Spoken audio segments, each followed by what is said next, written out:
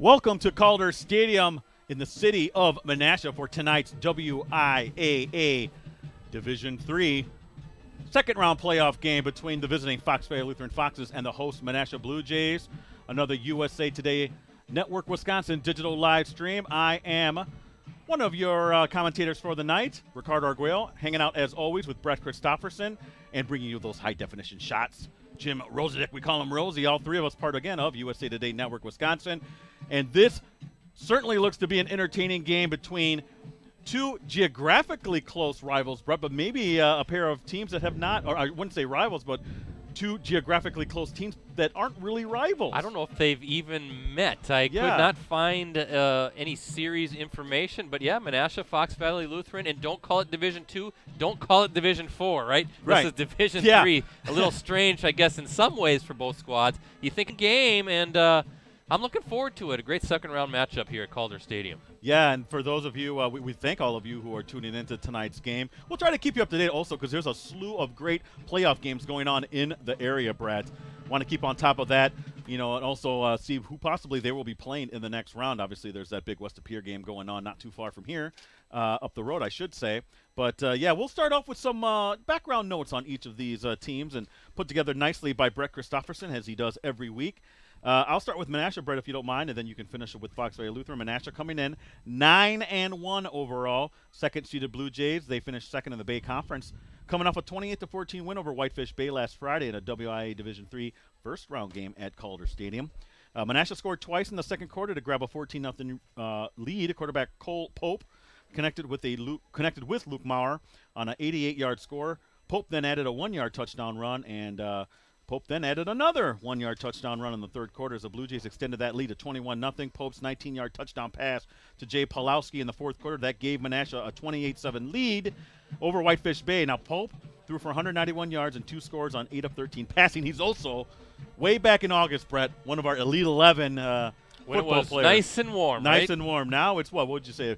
Low 30s we're expecting tonight, and but we're nice and comfy in this heated press box booth, with a heated with some heat for us, so it's nice here. Tyler Rail, by the way, he rushed for 139 yards on 22 carries in that win over Whitefish Bay, while Pope added 56 rushing yards and 2 scores on 15 attempts. Maurer and Brady Jurgella finished with 3 receptions apiece. Maurer ended with 111 receiving yards, and Jurgella credited with 49 receiving yards. Overall, the Blue Jays amassed 386 offensive yards, and on the season, Pope has thrown for 1,292 yards and 13 touchdowns while completing 56% of his throws. Rail, team's leading rusher with 1,621 yards and 17 touchdowns. He's averaging 8 a carry, and Pope is next with 552 yards and 13 touchdowns. He's also averaging 8.2 yards a carry.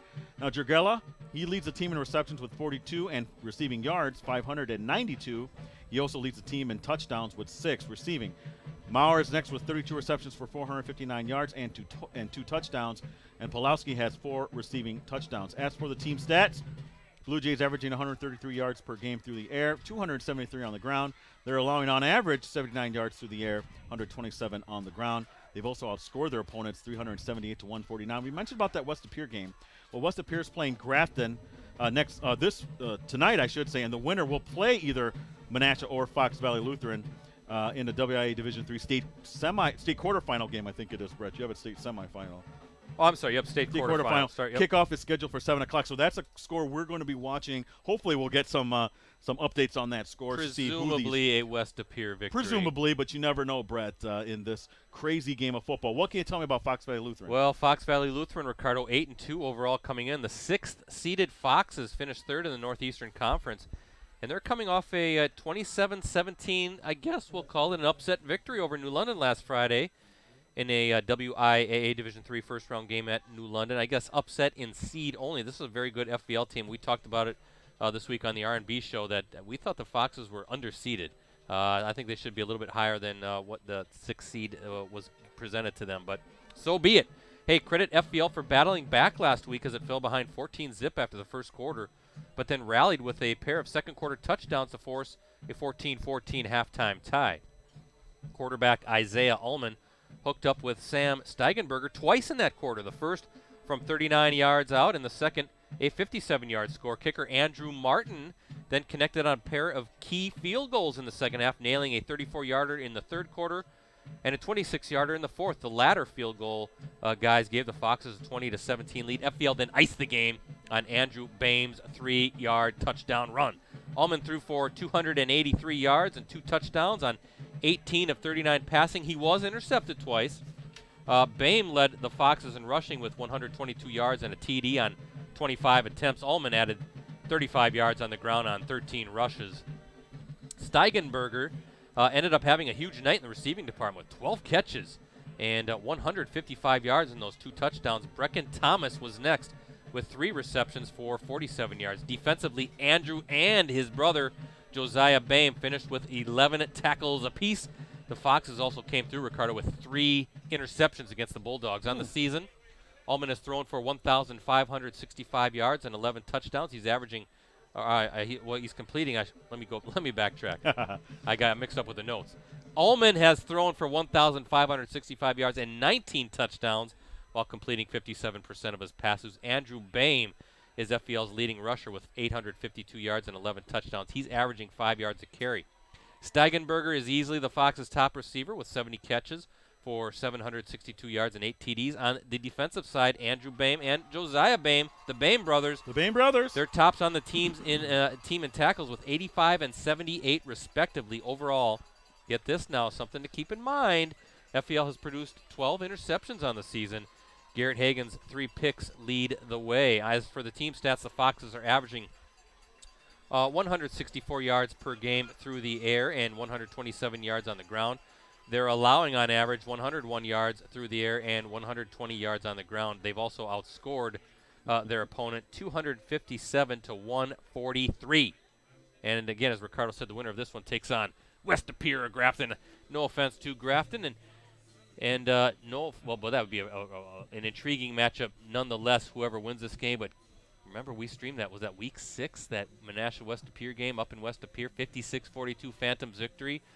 I'm sure there are folks around the area and around the state that aren't FBL fans, I'm saying, but other fans that wouldn't mind seeing a little bit of a rematch between 2 high-powered offenses. But first things first, and as I said, don't count out this FBL team. They come in, they are definitely the underdog, Ricardo, but they can move the ball, they can put points on the board. I think the key for them tonight, possess the football, try to keep that Menasha offense off the field with Cole Pope. He is explosive.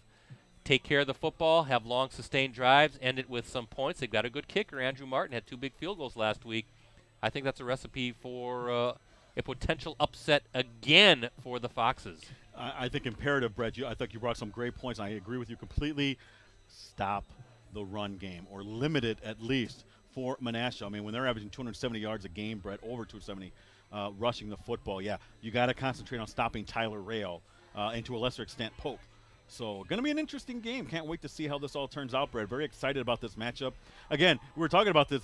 This could be the first time, right, that they've – we don't know. Obviously, Menasha St. Mary back in the day and Fox Valley Lutheran were rivals. But, maybe somebody can tweet us that information if they know of an earlier matchup. Menasha and Fox Valley Lutheran in football. I'm at PC Brettsy. He's at PC Ricardo. Send us a tweet. And we'll also give you a shout-out. Maybe you're watching from home tonight or in your dorm room or something. We always like to hear from everybody who's watching from afar. Hey, before we get going with the national anthem and the team introductions, always want to say thank you to the host athletic director, and in this case it's Menasha High School's Rick Grable. Love this environment. Love coming to Calder. Coming to Calder. It's an awesome setup. We're up high so you can see down, and heated booth obviously, but he always does a good job of making sure we're all taken care of, and he and his staff do a great job. And what a field. Beautiful field turf, relatively new, so excellent facility, and we're ready for second round action. Absolutely. One of the best, I would say, if you're looking at Division III, one of the best Division III fields in the state. Or Division II, Division II, whatever division they play odd in. that Menasha. It still seems odd that they're Division III. Absolutely. Well, we're getting ready for the start of the national anthem here. Again, on a nice, cool evening here. November 1st, Brett. Finally, we're in November. Yeah, we're getting close. Next week already the state quarterfinal rounds. 2 weeks from tonight, it's the big state semifinals. And then 3 weeks from tonight, it's the D3, D2, and D1 state championships down at Camp Randall. Where did the season go? Always flies by. It does. As we get ready for our national anthem.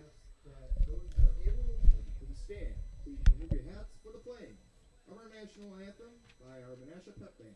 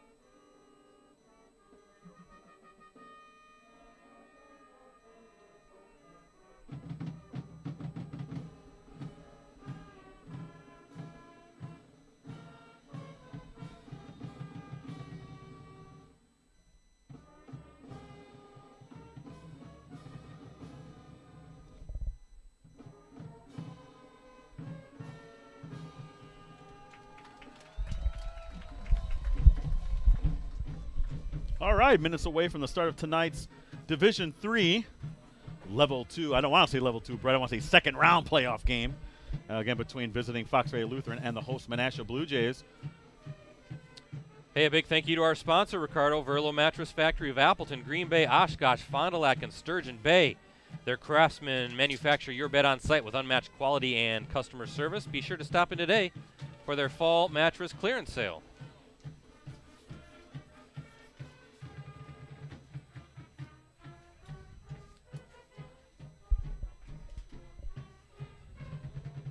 If I could just talk a little bit more about Valley Lutheran, Brett, a bit of an underrated team. They kind of flew under the radar a little bit, I want to say, in the Northeastern Conference. There are only 2 losses, correct me if I'm wrong, Brett, to Wrightstown and Freedom. And both those games, if I remember right, were close games. And I don't know if they've got kind of the credit they deserve for being a very solid team. And look at the Northeastern in general, Brett. I believe there's 4 teams still left, right? Well, with Denmark still alive.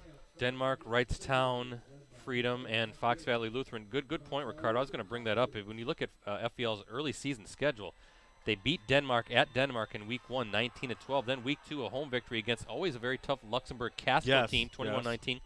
Week 3, they lost to Wrightstown, 26-24. Played the Tigers tough. Then they went to Little Shoot. Little Shoot struggled offensively this year, but traditionally still a playoff team, and they won that one 28-7. Before maybe it eased up a little bit with O'Connell Falls, Marinette, Clintonville. Then Week 8, a game that we streamed over at Fox Valley Lutheran. The Irish came back to win 20-17. Foxes were up, I think, 15-6 at one point. Looked like they maybe were going to force a share of the NEC championship that the Irish ended up winning outright. And then Week 9, beating another playoff team, Xavier, for the Apple Bowl, 29-22. So they've had a tough. They're battle tested, and we've talked about it again on the R&B show, Ricardo, that the NEC is always a very good conference, especially when it comes playoff time. And again, with 4 teams still left in the second round, I think that speaks volumes, Brett. Now I'm expecting anyway, Wrightstown and Freedom still to be alive as well. Well, so. I saw that Wrightstown game has now been moved to tomorrow. Saturday at 2 I'm o'clock, sure there's weather issues from the snow that unfortunately was dumped upon in part of the state. But we talked about that. We talked a lot about a lot of things on the R&B show, but the NEC going against those middle border teams, St. Croix Central and Freedom. Very interested to see what's going to happen tonight. And then Baldwin Woodville hosting Wrightstown. That should be very interesting as well. But remember, the Bay and the NEC, that's a crossover league. They have typically played a lot of non-conference games. There's always an open slate. And you look at Denmark beat Xavier in round 1 last week. So who knows what could happen. But let's just say this about Menasha. It's a different animal. And it's a team that has had playoff success, recently winning a Division II state championship back in 2014. But we'll talk about this, too, a team that has recently had troubles getting through this round. So we'll see what happens. Again, ball security, it's a cool night. Ball could be a little bit slick, something to watch. Absolutely. Again, beautiful night for football. It's November 1st. You expect it to be brisk and cold. But in terms of there's no expected precipitation in terms of any snow or rain. So that's always a good thing. Well, thank you to Mother Nature for giving Rosie a break, because one of the rare times he's outside tonight, and he's got the press box blocking any sort of wind, so he should be okay. But that's easy for me to say when I'm standing next to a furnace nice heater, that's just pumping out the heat. Again, beautiful setup here at Calder Stadium as we get ready for the kickoff.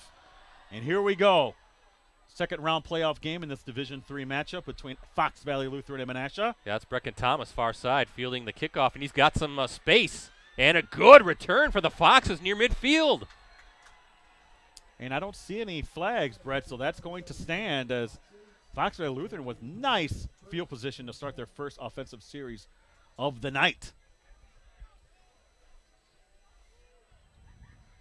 Well, the last time and the only time we've seen Menasha, Ricardo, that was at West Appear, and the defense struggled that night. However, you are talking about a West Appear team that can really put points on the board. That was a Week 6 game that the Phantoms won, 56-42, of course. I think West Appear averages 51 points a game. So the quarterback, Josh Blount, is fantastic, as Allman's going to swing it, and that's a good pitch and catch, and he makes a guy miss. That's number 12, Ricardo, Sam Steigenberger. Those two hooked up and had a big night at New London last week. Yeah, first down right off the bat, and into Menasha territory. Ball will be placed at the 42. Good job by Steigenberger, a 6'1", 163-pound senior wideout, making that initial tackler miss, and what looked like maybe could have been a 1-2 yard loss turns it into a nice first down. 13-yard gain on that pass play. Fox Valley Lutheran. Good way to get Isaiah Allman really kind of get a rhythm going. Just a nice, easy pass and get that offense moving as Allman hands off. That's Bame. Yep, and nowhere to go. Whole bunch of blue shirts bringing down Bame, led by 88. I don't see an 88 on the – oh, check that, I do. Miles Teskey, the junior linebacker. Loss of 1 for Bame. Andrew Bame, yeah. And, Andrew Bame had over 100 yards in that loss to Freedom, if I remember correctly. So he's going to be critical to what the Foxes want to do offensively. Like what Brett said, possess the ball, keep that ground game of Menasha's off the field, and pressure them to play from behind. Nice little handoff to Bame, but good job by the Blue Jays getting there fast. Number 5 was there quickly, Dylan Hippus, senior linebacker, and that's going to force a third and long, third and now 10, back to the original line of scrimmage. Thanks to the folks watching live tonight on postgresson.com, and actually we're streaming it on the Green Bay Press Gazette website and Facebook page as well, because we figure there's some West Appear fans that might want to pay attention to what's going on down here in Menasha tonight. Their probable next opponent, of course, they have to get past Grafton. Holman, he's got to get lots of time. And, off the fingertips of Steigenberger. Had great time. Good job, like you said, Ricardo. Offensive line gave him a lot of protection, but just a bit of a misfire. Pretty good coverage on Steigenberger in 4th and 10, so the Foxes are going to have to punt. Well, yeah, and if you're the Menasha defense, you did great against the run. Early on, you see he had way too much time to pass, Brett. He was back there knitting a sweater almost, that guy, Ullman, because he was able to go through all of his progressions. He'll need a sweater tonight. It's chilly. It's a little chilly. Not too bad, actually, and the wind not howling as much, and a big high punt. That's Jurgella. Actually, yeah, number 8, Jurgella. Yep, Brady Jurgella, one of the standout athletes on this Menasha football squad, led by Jeremy Korth. Boy, he's really done a nice job with this program. Many years now as the head man, and boy, every time we do a Menasha game, I think back to when I moved to the Valley and then got into the business in the late 90s.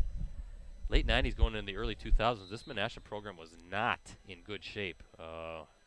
Some winless seasons. They had a long losing streak. Yeah, they did, and I was here doing a story right away when Korth took over. And, they had a long way to go as well. They had some success, but up to that point, they're looking for sustained success, Brett, and they've had that under Korth. And the funny thing was at that same time, there was a program called the Kimberly Papermakers that they were struggling too. That was Tyler Rail with the carry.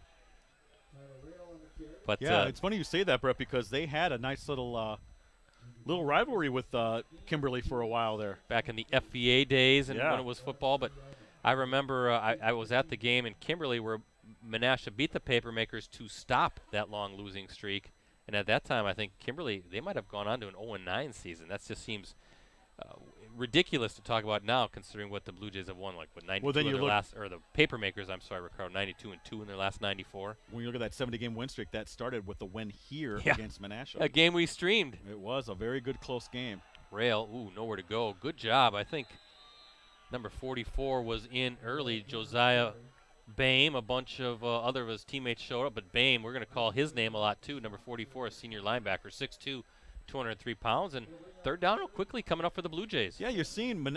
We talked about FEL's defense and how well they play. They really played well, I thought, against Freedom. And Josiah Bame had a big day. He had 2 interceptions with a big club on his hand. Doesn't look like he has that anymore. Am I wrong there, Brett? I'm looking for. I don't think so. I'm looking for. Nope. Number 44 has got both hands, so he can grab and bring those guys down.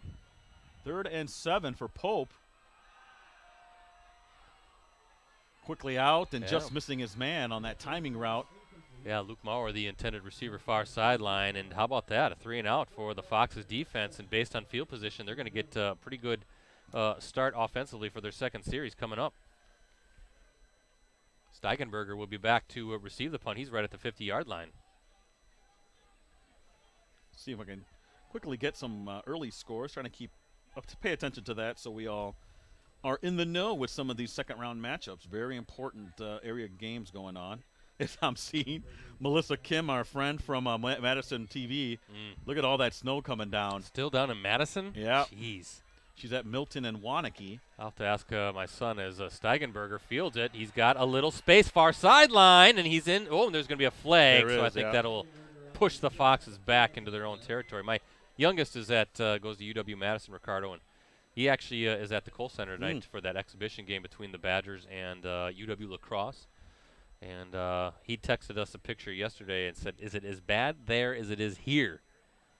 Is that coming our way? Is that what's happening? I don't think we're supposed to really get I thought that was anything. to the south of us. And actually, I saw a picture earlier today. The Kiel football program sent out a tweet of their field, beautiful turf field, but they got a lot of snow near the lake shore. So way too early for this. And though, it'll melt. It'll melt. It's too early for snow to accumulate.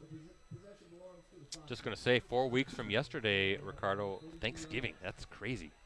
Hey, I'm hungry already. First down and 10 from the 42 of FVL. That's where the Foxes start their second series. They were 3 and out to start. Again, no score here on your Verlo Mattress scoreboard between these two top teams as, hey, Bame, off the left side. Yeah, nice little jump cut by Bame. It looked like he was stopped. Jumped to his left, darted that way, and picked up nice yards, about 8 yards, right at the 50-yard line. And I like the fact that Seth Yeager, the head coach at FVL, he's committed to the run. Yes, And, I think you have to be, to tell you the truth, against Menasha. Yep, like we said, keep that Menasha offense off the field as much as possible. And there's a nice, kind of misfired right off. Timing was just a little bit off on that quick throw, Brett. Yeah, I'm going to try to swing it over to Steigenberger, and nothing doing. So 3rd and short coming up. Gives us time to give Rosie a little credit. Hey, Rosie, those are Rosie's helmets, right? Rosie, yeah. Rosie at least designed it along with Caleb Bentz, one of the assistant coaches. I heard another coach, too, was in on it as far as the matte finish. But Beautiful. They're gorgeous helmets. yeah, Rosie did a nice job. A future in helmet design, I think. Yes. 3rd and 2 coming up all day long. Allman trying to go, flips it too high. And he had time, Ricardo, but number 94, the Blue Jays, Cade Parker, the junior linebacker, got in and forced the errant throw. So 4th down and 2, and you would think that Yeager's going to want to punt this one away. Something to keep in mind, though. You mentioned the first series. He has time. Allman has time to throw. Yes. But good coverage and nowhere to throw. And Parker with the hurry. So Gergella is back to receive this punt. Good high punt again, and I think that's going to bounce into the end zone, and it does. Too good of a punt. Yeah, Brett, you talked about the time that Ullman has. Now, as a coach, you kind of strategize. You kind of see how your offensive line's performing. You kind of start having some of those longer routes that take time to develop, Brett. You feel confident in your offensive line to kind of give him protection, keep that jersey clean so that he can connect on someone. Because we've seen Ullman, he's able to throw it downfield when he has to, Brett. Well, there'll be some chess matches going on, too, of as far as tinkering with maybe stunts, twists, that sort of thing to try to get more pressure. You know that the coaches, this is where you start making the adjustments, starting to see what's going on out there and the game within the game. By the way, we'll get Rosie to pan on it at some point, but the Blue Jays have nice heated benches tonight. Yes, they do. It's like the NFL here is Pope. Good ball fake. And a good tackle, though, because when you see Pope in space, that is very scary. But Nathaniel Smith, the senior defensive back, was there, made a nice open field tackle on the very speedy and shifty Menasha quarterback. 3-yard gain. It'll be 2nd and 7 for Menasha. Pope's first carry of the game. Again, FVL's defense, underrated in my opinion. You know, they've really kept the team in most of their games. Only 2 losses, again, to Wrightstown and Freedom. So this is a battle-tested team, Brett. Yep. And Menasha, I think, is in for a good close game. Pope hands off to Rail. Boy, good job by the Foxes just to swarm around Rail. You're so used to seeing Tyler Rail, number 22, the great running back here at for the Blue Jays. So good at getting low and slipping through, just finds a little bit of a seam. But the Foxes playing those gaps, very sound. And 3rd and 5 coming up now for Menasha. And here you see where Menasha is going to have to – Pope is going to have to make some pass plays here, Brett. I think their running game, while they'll stick to it because that's what Menasha does, it's going to be on the quarterback's shoulder here to kind of keep these drives going with key completions, especially on this 3rd and a very makeable 5 yards, Brett. Pope, little pitch to Rail. He's got space, and he's got the first down and more. Of course, as I say that, he pitches it. Good pitch, good blocking, though, on the option play, and Rail had some space to maneuver and takes it all the way to the 39-yard line. So the first down for the Blue Jays tonight. Yeah, 14-yard gain on that, Brett. Rail now has 4 carries for 19 yards.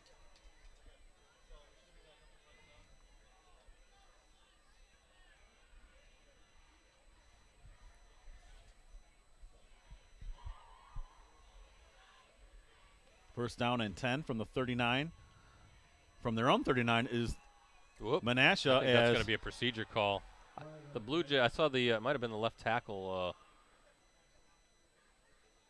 or the tight end. And fullback. it is. Yep, I think he moved a little bit. So a little flinch pushes the Blue Jays back 5 yards. Inside the 34-yard line, it'll be 1st and 15. Yeah, what this facility has become, right, guys? I mean, I remember way back in the day, it was still nice, but it definitely needed a little TLC. Now it's just beautiful. Calder Stadium. If you ever have a chance to check out a game here at Menasha, please do so. And they're very proud of it, too. As the community is. Should be, yeah. I like the raised stands. Yep, very Ooh, look at this. audience friendly. What a leap for Pope. Jumped over a defender like he's in track as a hurdler, and I thought he was going to be dropped for, well, maybe just a couple yards. Instead gets, about 5, 6, 7 yards on that run. 7 yards. It'll be 2nd and 8, Brett. So nice play by Pope, showing that athleticism.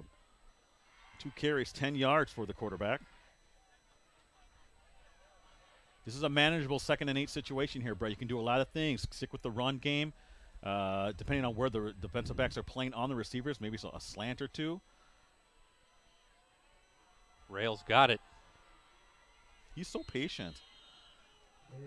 Waiting for his blocks to develop. Yeah. Kicks it up to the 40, near the 45. Yeah, just exactly right. Waiting to see what opens up, and a good job, I think, by that Blue Jays offensive line, Ricardo, to get just enough of a push to set up a nice 3rd and 5.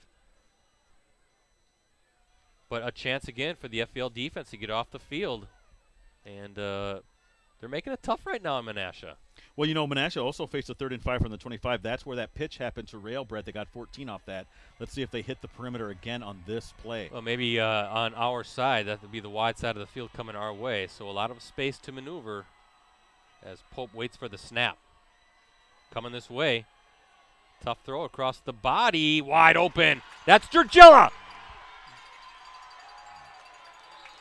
Down to the 25, maybe the 24-yard line. Good throw going to his left. Always a tough throw to kind of turn your body, but he hit Georgilla. Perfect pass, and good hands by Georgilla, who makes, a couple defenders miss, and inside the 25 to the 24. Brett, that's a 31-yard pass play, and that's kind of those explosive plays that Menasha needs to complement their run game, which is very consistent and can be explosive as well. But those are always nice to have. Balance, Brett. You always want balance on offense. Yeah, and I like using the wide side of the field with all those athletes that can make guys miss and really take it to the house anytime. So let's see if the Blue Jays want to go more up the gut, or if they're going to try to stretch it wide to the far side of the field. Is Wildcat formation with Rail. Look at Rail just waiting again, patience, but nothing much on that play.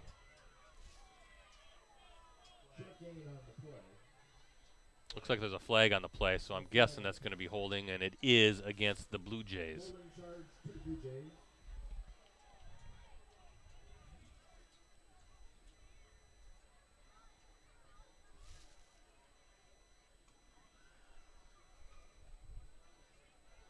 And that 10-yard penalty will be marked off.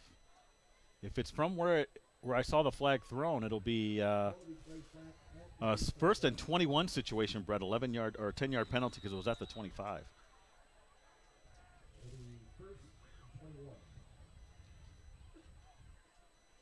Menasha again, second offensive possession. They were 3 and out in their first one. This one started back at the 20. It's already taken off about 4 minutes off the clock, Brett.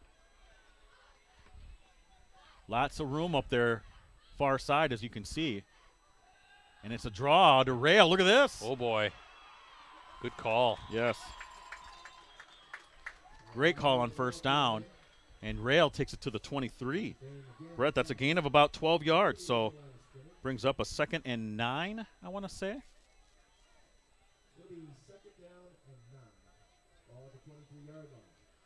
Six carries, 35 yards for Rail, Brett. Nice first quarter for that young man. Again, Pope, 2 receivers far side. He's back to throw it, rolling to his right. Rail out there helping block. Little loft to Arguello, but good job by that Fox's defense. Really nowhere for Pope to throw it, and he just sort of wisely leads Arguello to the boundary and live to play another down, right, Ricardo? Absolutely. And I'm looking at the play. This is already a long drive, Brett. 8-play drive already. We're not counting the 2 penalties. So 8 plays already on this drive, which started again at the 20, or they're at the 23 of Fox Valley Lutheran. 3rd and 9 situation for Pope. Again, 2 receivers far side. That's Pulowski and Arguello. Rail in the backfield. Big fullback Zwerg. Rail's got it. Nothing doing. They'll mark that right at the 20. Yeah, Josiah Bame and Brody Van Handel, a couple of seniors, both 6'2", coming in and wrapping up Rail. So decision time for Jeremy Korth. Looks like he's going to keep that offense on the field and go for it here with the ball at the 20-yard line. Yeah, 4th and 6 situation. So bypassing the field goal attempt. Menasha already in a... Pope's going to pitch it again. Oh, plenty of room for Rail. Oh, he was stopped. Bame. Bame somehow got his hand in there, Brett. Wow, what a tackle. Josiah Bame, the senior. I thought Rail had plenty of room to get the first down, and he's stopped by, what, about a good yard. And, Brett, we both exclaimed, like, oh, look at that huge hole. But Bame was getting blocked and was able to get that big old paw out there he's a nice to trip player. up Rail. Nice player, nice tackle, big tackle, and 1st and 10 now for the Foxes. We'll call it at their own 16-yard line. Big, big defensive stop, Brett. And that was a 50-plus yard, 9-play drive for Menasha. FPL's going to have to call timeout. There's some confusion as far as the formation goes, so that gives us a little bit of breather. Fast-moving first quarter, guys. Oh, don't jinx it, Brett. I'm going to see if we can get some early scores here. I was looking, too. I didn't see much. Actually, Appleton North up on DC Everest 7-0. Yeah, I see that. That's one of interest because the winner of that one plays either Kimberly or Nina. Edgar's up 6-0 over Hurley. Nothing too surprising about that. Rosie's always talking about a good pizza place in Hurley. The Bell Chalet, as he's right in front of me. Oh, sounds very fancy. Not as good as Bill's Pizza, but, you know, hey. Yeah, if you know anybody who's out at a game and they're on Twitter, ask them to tweet some scores in using the hashtag HSSWI. We like to keep track of what's going on, not only around the area and the region, but the entire state. As Allman got some space and a good run by the quarterback. Near the first down. Let's see where they mark him. I think that is a first down. Yes. Yeah, it's right at the 27, so 11-yard gain. Ullman showing off the wheel, something we really don't see too much from him. Good open field move by Isaiah Ullman, the senior quarterback. Early score from Kimberly, Brett. Nina 7, Kimberly 7. Ooh, that was a big game the last time they played. I know the Rockets had some success offensively. And Boehm, the other Boehm, can we say that? Andrew Boehm now with the carry. Well, they're twins, Brett. Both excellent players for Seth Yeager.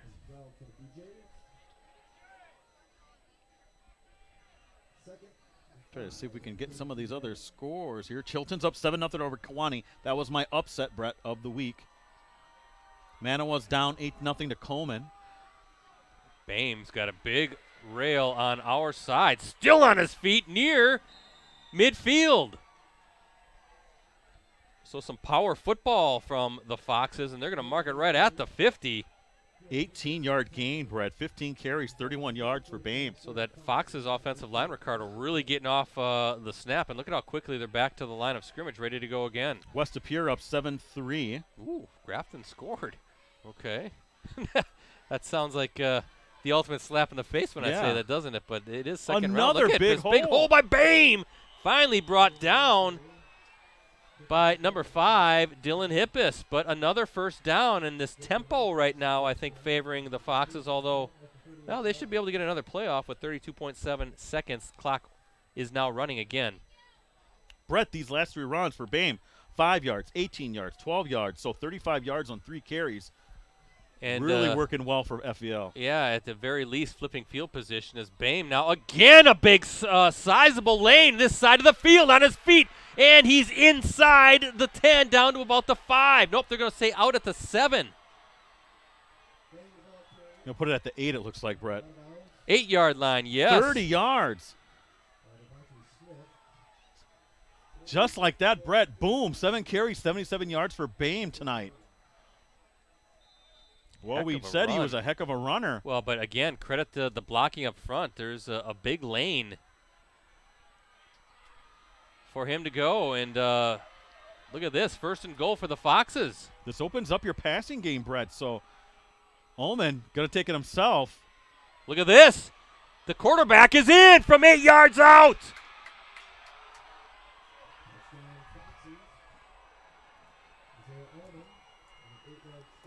Brett, he was very patient. He let his blocking develop. He kind of ran into a little bit of a mass of humanity, was able to kind of sneak his way off to the right side, and then sprint to the end zone, Brett. Impressive drive for Fox Valley Lutheran. I think you said it right there. Patience, and your senior not getting a little frazzled when maybe where it was supposed to go, it wasn't there. Heck of a drive. Andrew Martin with the PAT, and as we look at our Verlo Mattress Factory scoreboard, the Foxes strike first late here in the first quarter. They're up 7-0 at Calder Stadium. Brett, 6 plays, 84 yards, but Boehm did a lot of that damage. He had 65 yards. And, again, Ullman able to finish that up with an 8-yard sprint to the end zone, but runs of 18, 12 yards, 30 yards, and then 8 yards from Ullman to finish it off. What an impressive performance by that offensive line of FEL and of Boehm as well as Ullman. You don't see teams do that against the Blue Jays all that much. Just pound it right down the field. 8-yard run for Isaiah Ullman. With 5.7 seconds to go in this quarter.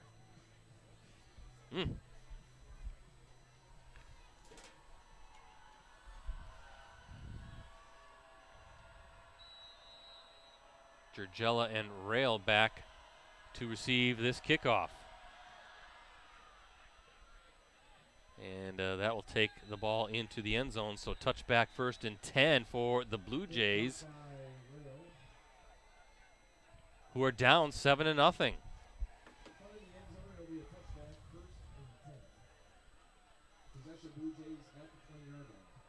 14-0 now Appleton North over DC Evers. I think that might be a blowout tonight. I thought DC Evers was very fortunate to get, 5 turnovers from Appleton East. Yeah, what did turn back the Patriots, and East still was in position to win that game. Did East still score 41 points in that game? Yeah. Appleton North rarely makes those kind of mistakes, Brett, and that's unfortunate for East because East is still a growing program. But that's not really surprising, seeing a young team like that, a young program trying to find its footing, making those kind of mistakes on the big stage, BC. Well, let's see what the Blue Jays now. One last play here in the quarter. What kind of answer is Pope going deep downfield? Wow, what a catch!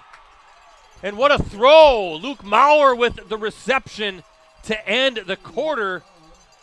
And just like that,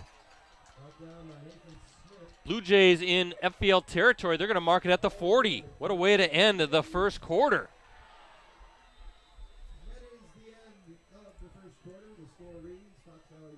I tell you what, Ricardo, Cole Pope had plenty of time to sit back and scan the field. And how about Maurer getting behind the defense, and Pope rainbowed a beautiful throw to the junior wideout. A couple of big pass plays for Pope, Brett, 71 yards on 2 pass completions. So 1st and 10 from the 40 when we start second quarter action. Again, FEL up 7-0 on your Verlo Mattress scoreboard here to start the second quarter. Entertaining game, Brett. Some big plays already. I'm going to update my Twitter. You can follow me at PC Ricardo. Brett's at PC Brettsy. Rosie's at Metal Rosie. Yeah, again, if you're on Twitter, and Ricardo always loves to give everybody shout-outs, but send us both tweets, at PC Brettsy, at PC Ricardo. Give us follows, would you please? We can even text or tweet out who Monday's guest on Clubhouse Live will be. You can be some of the first to know that. It's our Packers show. Talk about that at halftime. And Packers in the air right now. Ricardo heading out to Los Angeles for a road home game. Fondy football is up over Sun Prairie 8-7, Brett. Yeah, that's I think that was Dave Mickelkavich who sent out a plea for the community of Fond du Lac to help shovel out Truth Field. Yeah. I feel bad for that guy, the athletic director. Folks around here know Dave Mickelkavich, a former standout athlete at St. Mary's Central, as it was called back at the time. He's had a heck of a mess to deal with as far as flooding and all that ugly stuff that Mother Nature has delivered, and then we have a flag. Looks like this one's coming back. But so, yeah, the Truth Field was underwater, and now it's under snow, and I'm sure Dave Mickelkavich is more ammunition, and we're going to get a personal foul face mask against the Foxes. Wow. But Dave Mickelkavich, I think he wants a field at Fond du Lac High School. I know that. Well, I think that program, and actually the city deserves that. I mean, they're a big-time program. Put a little turf out there.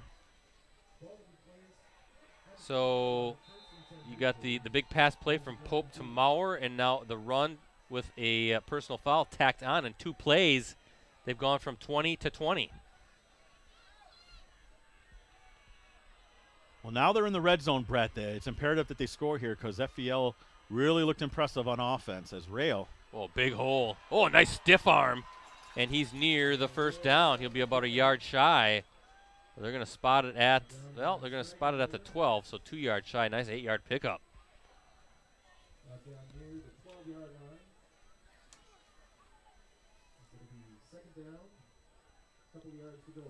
Foxes with the lead as we look at our Verlo Mattress Factory scoreboard on the 8-yard touchdown run by Isaiah Ullman, but the Blue Jays threatening, and let's see if they can answer that Foxes TD. Pope waiting for the snap. Got it, hands it off to Rail, who's got a hole and the first down, and he's inside the 10 near the 6-yard line. 6-yard gain. He has 11 carries for 61 yards. Brady, he really he has quick feet. He's able to see openings when they develop, and he's patient enough to allow things to develop. Very similar to Bame in that way, though, too. Good matchup here tonight in a second-round game. By the way, Appleton North's up 14-0, both off of Everest turnover. So live by the sword, die by the sword for Everest, Brett. Yeah, Little turning of the tables. Evergreen's having a hard time with ball security as that game's at Paulingen Field. Ooh, nice little pitch. Rail, and he is out at the 1. We're doing a good job, Brett, but just couldn't finish off that block. Israel was trying to get into the end zone. It'll be 2nd and goal from the 1. Pope and Rail really working that option pitch to perfection. The timing is just right on with those little tosses. So Milton, Wanakee, 7-7. That's an interesting score from around the state. Amherst is up 7-6 over New Holstein. Chilton up 13-0 over Kewanee. There you go. What did I say, Brett?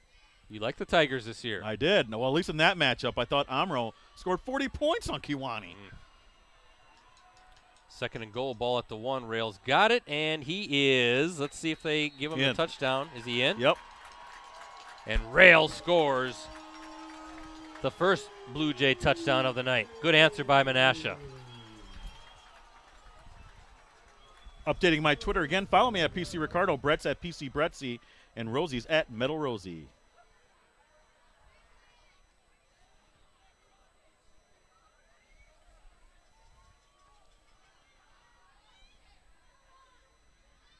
Josh Jones, the left-footed kicker. Seeing if he can tie this one up. No, it was blocked. It was a high snap, and it was blocked.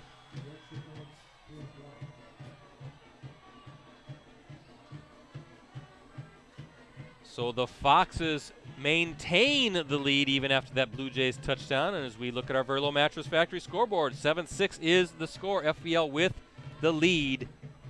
You never know, Ricardo. Those PATs, you know, they could come back to haunt you.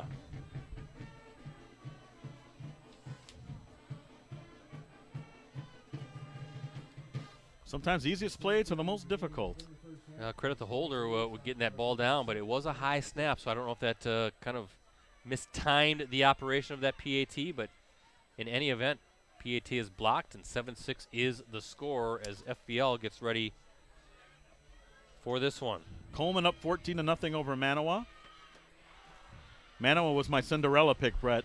I think midnight has struck, my friend. Yeah, well, you know, again, guys, is Ricardo is the ultimate homer. I right? am. No! Doesn't matter what sport, what division. Here's another updated score, Brett. Something that you may have called St. Croix Central 15, Freedom 6. End of the first quarter. I went with Freedom I was so tempted in the R&B show to pick St. Croix Central, but I just thought maybe the road trip. You know, that's a long ways to go across the state from St. Croix Central to Freedom. That's got to be a good 4-hour ride, right? I mean, or roughly. Bayport leads 14-7 over Preble. Well, remember, we streamed the Bayport Preble game in week 2, and Preble put some points on the board. That's rare to see Bayport give up anything. I don't know how many shutouts they've had this season. Is Steigenberger looking for an opening and a good return.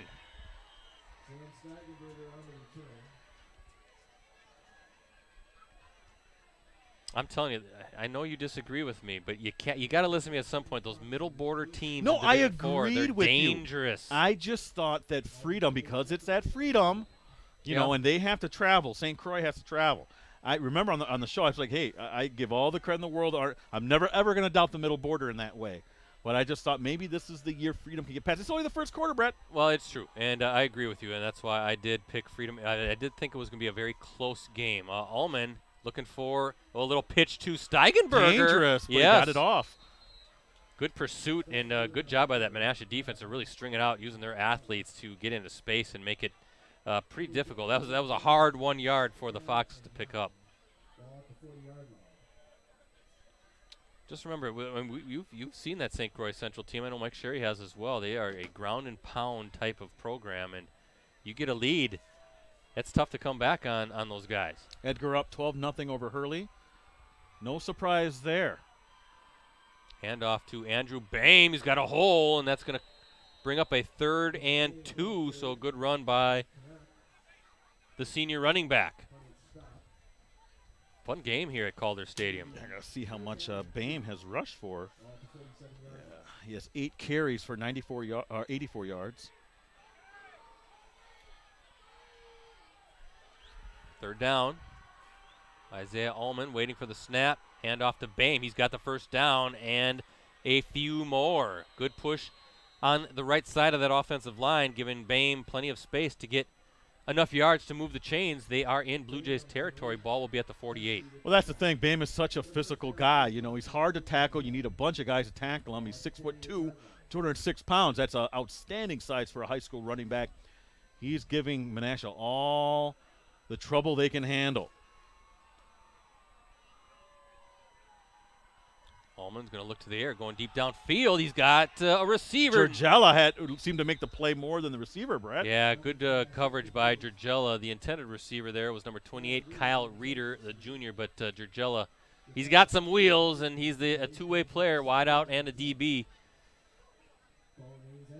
That would have been one heck of a catch if Reeder could have come up with it. 2nd and 10 coming up for the Foxes.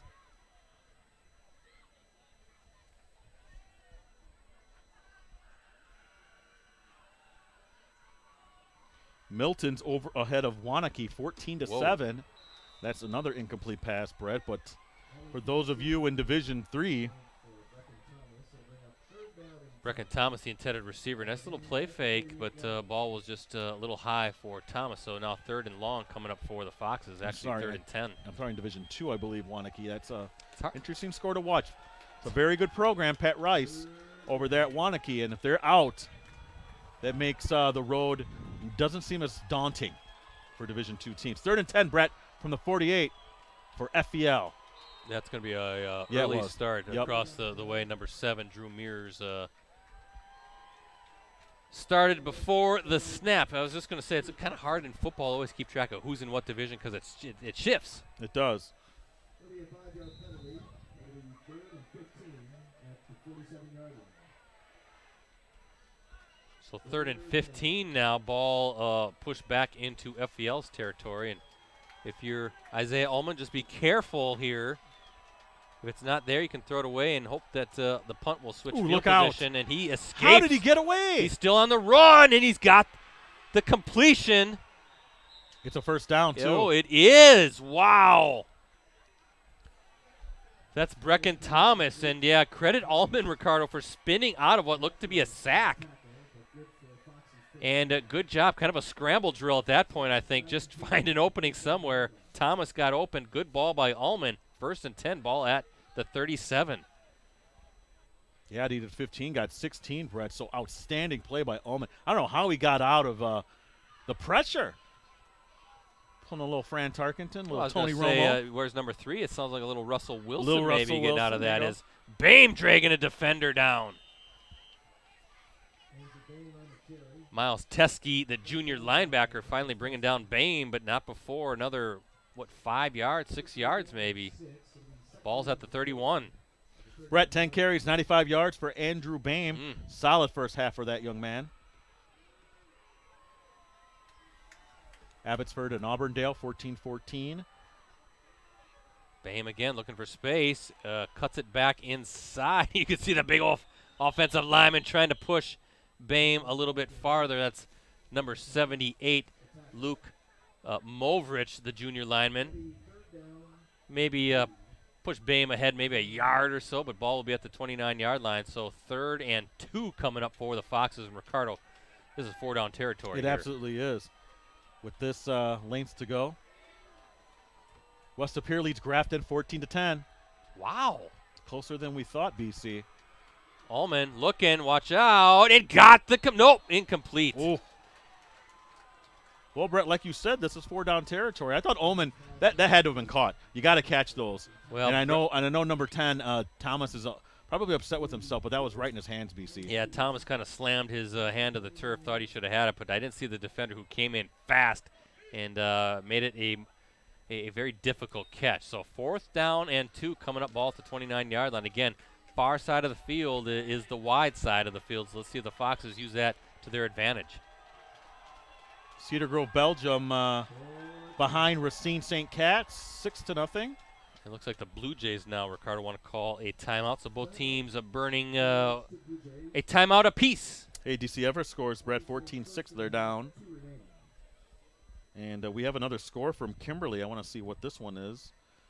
By the way, Brett, field goal for Kaukauna. They're up 10-0 over Hortonville. That is a tough situation for Hortonville this week. I think we all know what happened with one of their players passing away in a car crash. Was that Monday, I think? Yes. And you just wonder where their heads are at. That is a tough thing to come to grips with when you're, 15, 16, 17, 18 years old. And just the community in general. Doesn't even have to be that young. That is a tough deal. See if the Polar Bears can come back.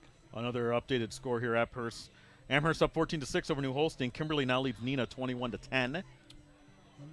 That Kimberly offense is looking awfully tough. Bayport leads Preble 14-7. Gash with 122 rushing yards after one That's a quarter. close game, though. Close game. Who knows? We'll see how these games end up panning out. Here's a fourth down coming up for the Foxes. 4th and 2. And that's Bame, and he's tripped up. Yeah, I don't He's think he tripped got up. it. Or it's very close. No, he didn't get it, Brett. No gain. Credit Dylan Hippus and Brady Gergella coming in, and they tripped up Bame short by about, a yard, right? Yeah. It's at the 29, so 2 yards. 2 So, yards, yeah, so no gain on that play. Good job by that Blue Jays defense. Hippus really, and Gergella, again, coming in hard to trip up Bame, and the Foxes' drive ends.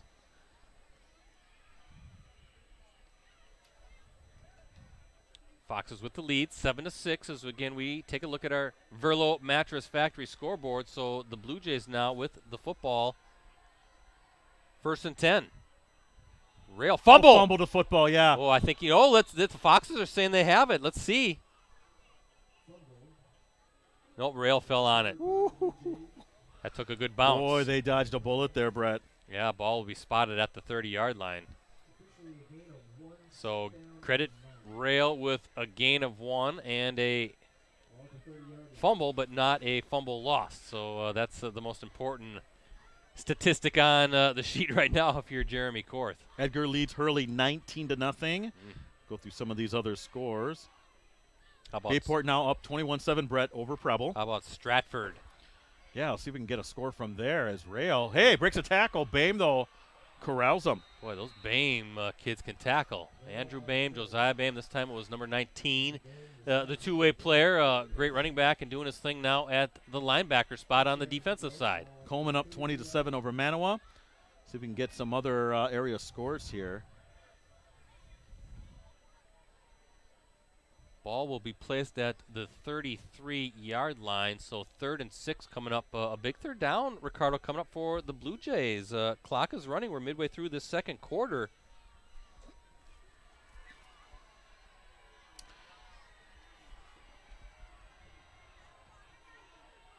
Pope has a couple of long passes to his credit, Brett. Can he convert now? 3rd and 6. Watch out. He's on the run. He can run. He He's can. got space. Good decision. Finally brought down, but he's got the first down. Nice tackle.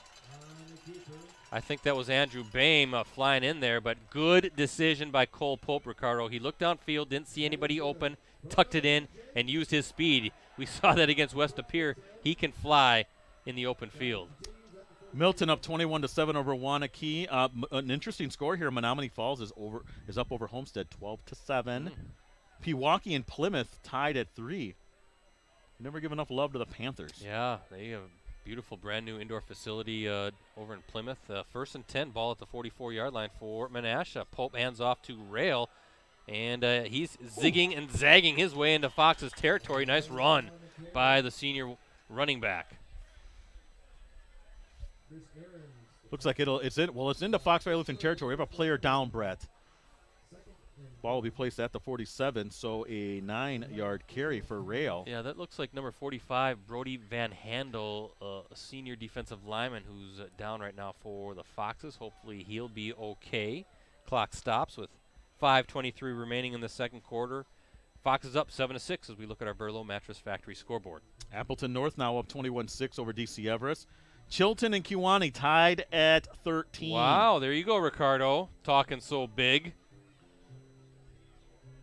Nothing against Kewanee. Kewanee has our guy, right, Rosie? Tanner Bartolini, one of our Elite 11. But one of their losses this year, they got whipped by Kiel. And then, again, when I saw my Amra Foxes, which was I love my Amur Foxes, but they were not a very good team this year. They put up 40 points on Kewanee. I'm like, well, this is a team that maybe can be beaten at the next level. At least your team made the playoffs. My team, Stevens Point Area Senior High. Yeah, but look who they 1-8. played. I know, but still. That's a tough schedule. Hey, Rosie, if you can, I don't know if you have, but pan in on the Blue Jays. They got those big heated benches down there. It's like NFL style. You see those things, Ricardo? Look at that. Yeah. They're nice and warm and cozy, and there's a good shot by Rosie. I mean, it's like a college NFL type deal down here. Where do they get those things? I don't know if I've ever seen around here a high school. Have you, Ricardo, No. with heated benches No. like that? Smart. I don't see the heated benches across the field. No, I don't. We're seeing Lutheran up 21-0 over at Cambridge. Let's see if we can get some other scores I've been to here. Cambridge. I've been to Cambridge. It's a nice little town. Nice little shops there. Just outside of Madison. My son had a basketball tournament there last December. Home of Matt Kenseth. Oh, that's true. Very true. They used to have the Matt Kenseth Museum. I don't know if they still do or not, but I did. They used to have it downtown. It was all shut up. Might have moved it outside of town a little bit. So 2nd down and 1 for the Blue Jays. As Pope, he's got plenty of time. He's going Has his downfield, and what a catch! He pushed off, Brett, but that was not called. Whoa. As you see the FBL defenders complaining. Look, it was a nice pass. Maurer made a nice catch, but he definitely pushed off. Look at Maurer clapping his defender, hands. yeah. He's clapping his hands, saying, nope, that's a catch near sideline. And another beautiful rainbow pass. Ball's going to be spotted at the 12-yard line. The Blue Jays within striking distance. Yeah, but sometimes, you know what? It's only illegal if you don't get caught, right? One-on-one. Or if you do get caught, I should say. Maurer wins it with a nice over-the-shoulder grab. So 1st and 10 coming up for Cole Pope. And this Blue Jays offense, which is on the move. Handoff goes to Rail, and he's into the end zone, 12 yards. He made it look easy.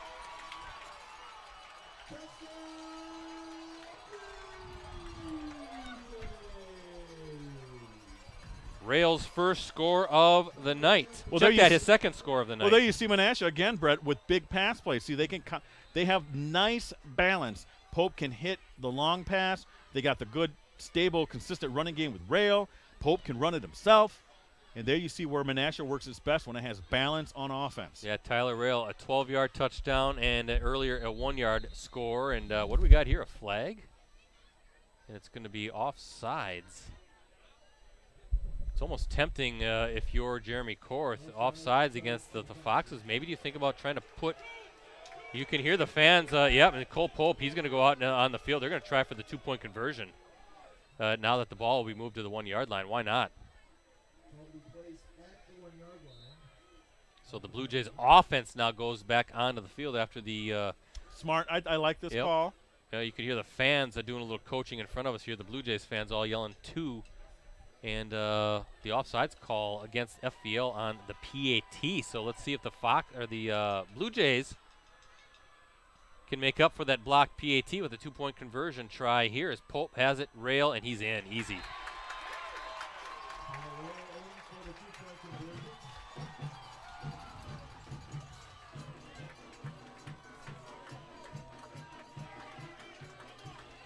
So the Blue Jays get that point back.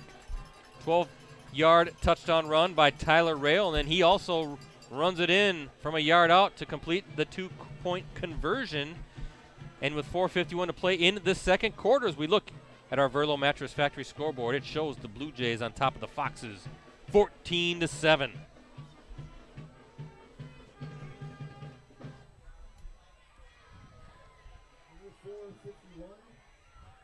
Remaining in the first half. Score leads Menasha 14, Valley Lutheran 7. Yeah, again, I'm just updating my Twitter at PC Ricardo. Brett's at PC Brettsy. Rosie's at Metal Rosie. Now let's see what we got here from around the state. Kiel in a tough one right now. Is that Kiel in Denmark, I believe? That's a 7-0 Kiel lead, I see. Yeah. Tough for Denmark. Yeah, Denmark, we threw them some respect, Brett. Finished 4th in the NEC, but they're better than a lot of second-place teams in another division. Usually some typically pretty good athletics. Remember, their basketball team made it to Madison last year, so they got some athletes there. Is Brecken Thomas looking for some space to field this return and does a nice job. They're going to mark him down at, I think, the 24-yard line. Well, Brett Fond du Lac's up 16-7 over Sun Prairie. Wall Jasper, 25-yard run and a 2-point run. Tough second-round matchup. Boy, you talk about a gauntlet that Fond du Lac has to get through just to even set up a state semifinal potentially with Muskego. Brett, we have update from Kimberly, 28-10 over Nina. Martzell with another run, touchdown run. Starting to pour it on, aren't they? Yeah. Phantoms now lead 21-10 over Grafton. Bayport leads 28-7. Bayport. And Kaukauna just picked off a pass in the end zone and thwarting a Hortonville drive. They lead 10-0. Allman, oh.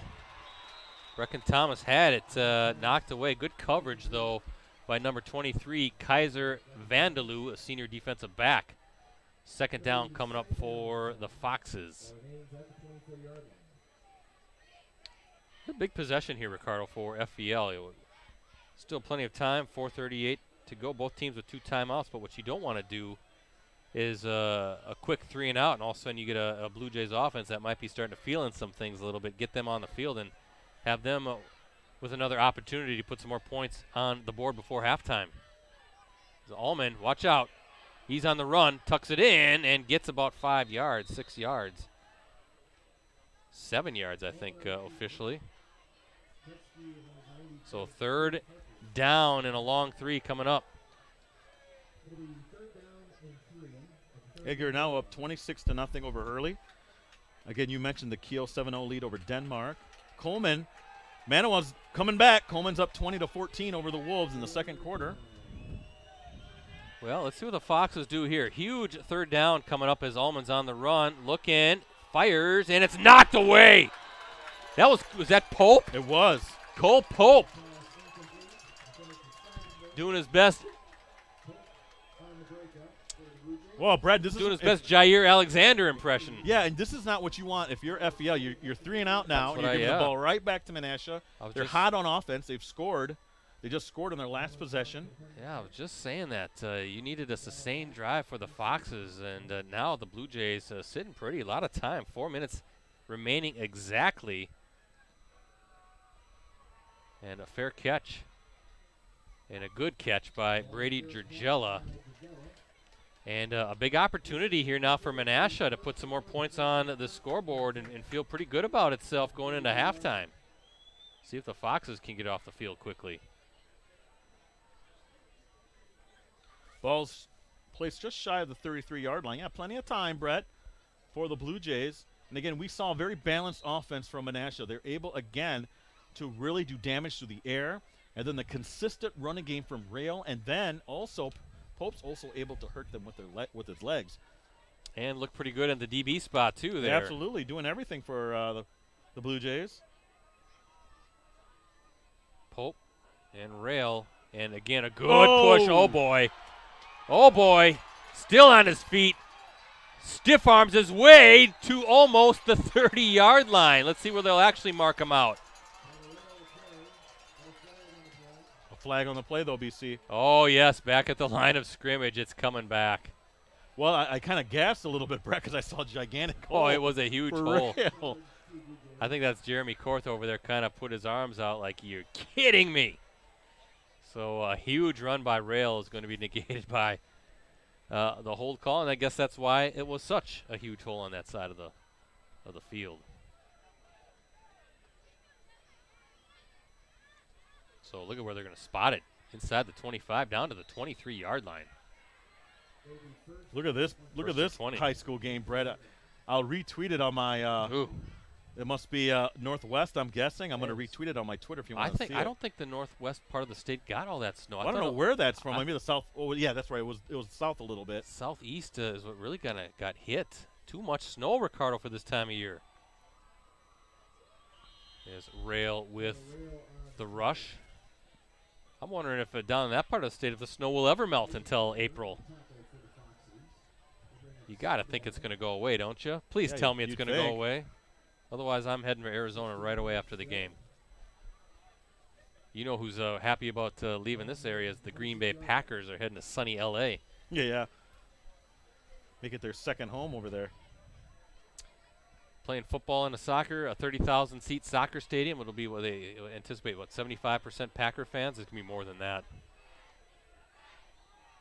Pope scans the field. He's on the run. He's going to look downfield. He's got a receiver open. Nice throw to Arguello. First down. Beautiful catch and beautiful pattern. He also had a receiver more shallow, Brett, and went for the big play, though, and was able to convert. Boy, if you're the Menasha offensive coordinator right now, you're thinking, my receivers are getting open, and shot plays are there. And a good throw on the run again by Pope. Danger time, I think, Ricardo, right now for this Fox's defense.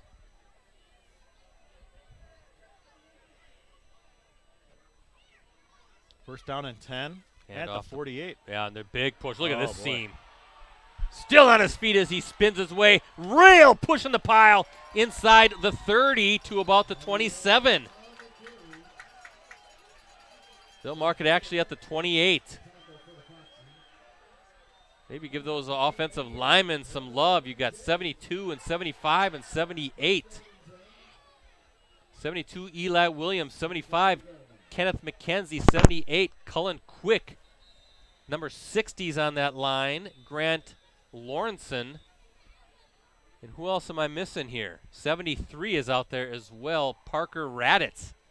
The big boys, Ricardo, up front. You like those guys. They're making some things happen in the running game. Cullen Quick, both him and Real, on our show not too long ago, the Varsity Roundtable. Brett, 19 carries, 120 yards for Tyler Rail. See if he's going to try to finish off this drive with another touchdown. New running back in, and he's got a big seam as well, looking for space. That's number 26, Devontre Smith, just a sophomore, but takes it to the 20-yard line. Clock running. Again, the Blue Jays with 2 timeouts to use up, so plenty of time and a lot in their favor right now as they've reached the red zone.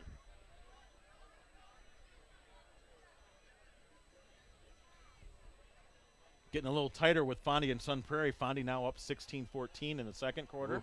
Smith has it again.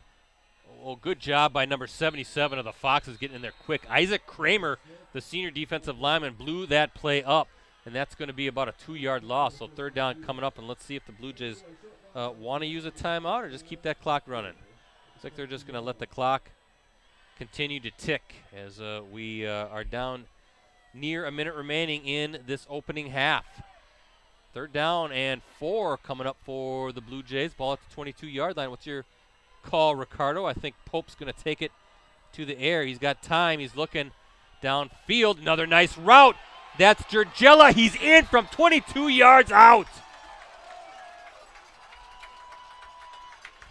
And Brett, if you look, he pulled a little Matt Stafford. He kind of threw that sidearm, did Pope. So talented kid with his feet, talented kid with his arm. Arguello, nice move, too, to break free and get that touchdown, 22 yards. And FEL now is in trouble, 21-7, Brett, they're down.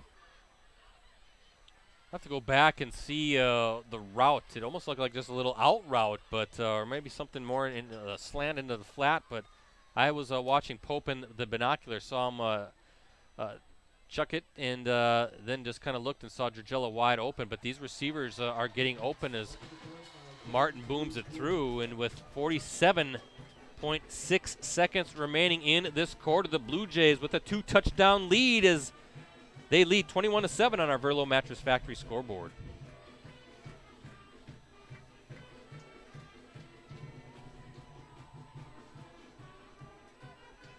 (21) unanswered. Maybe they kind of turned around with that the turnover on downs, it seemed, for FEL, and that led to Menasha's next 2 touchdowns. Actually, I think the credit goes to the offensive line. They're opening up big holes in that running game, Ricardo, and they're giving Cole Pope plenty of time to survey. And those receivers right now, they're winning their matchups. They're getting open, and he's delivering pinpoint passes.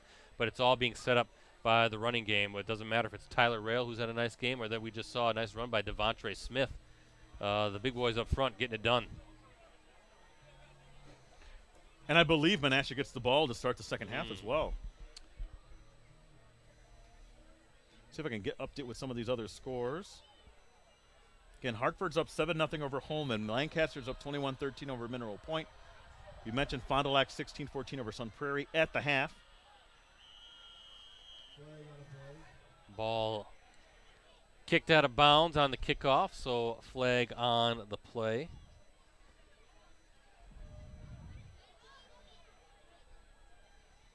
Berlin up 7-0 over Winneconne, so the Wolves keeping that one close. Remember, they got smoked by Berlin earlier this year. But Omni falls up 18-7 over Homestead.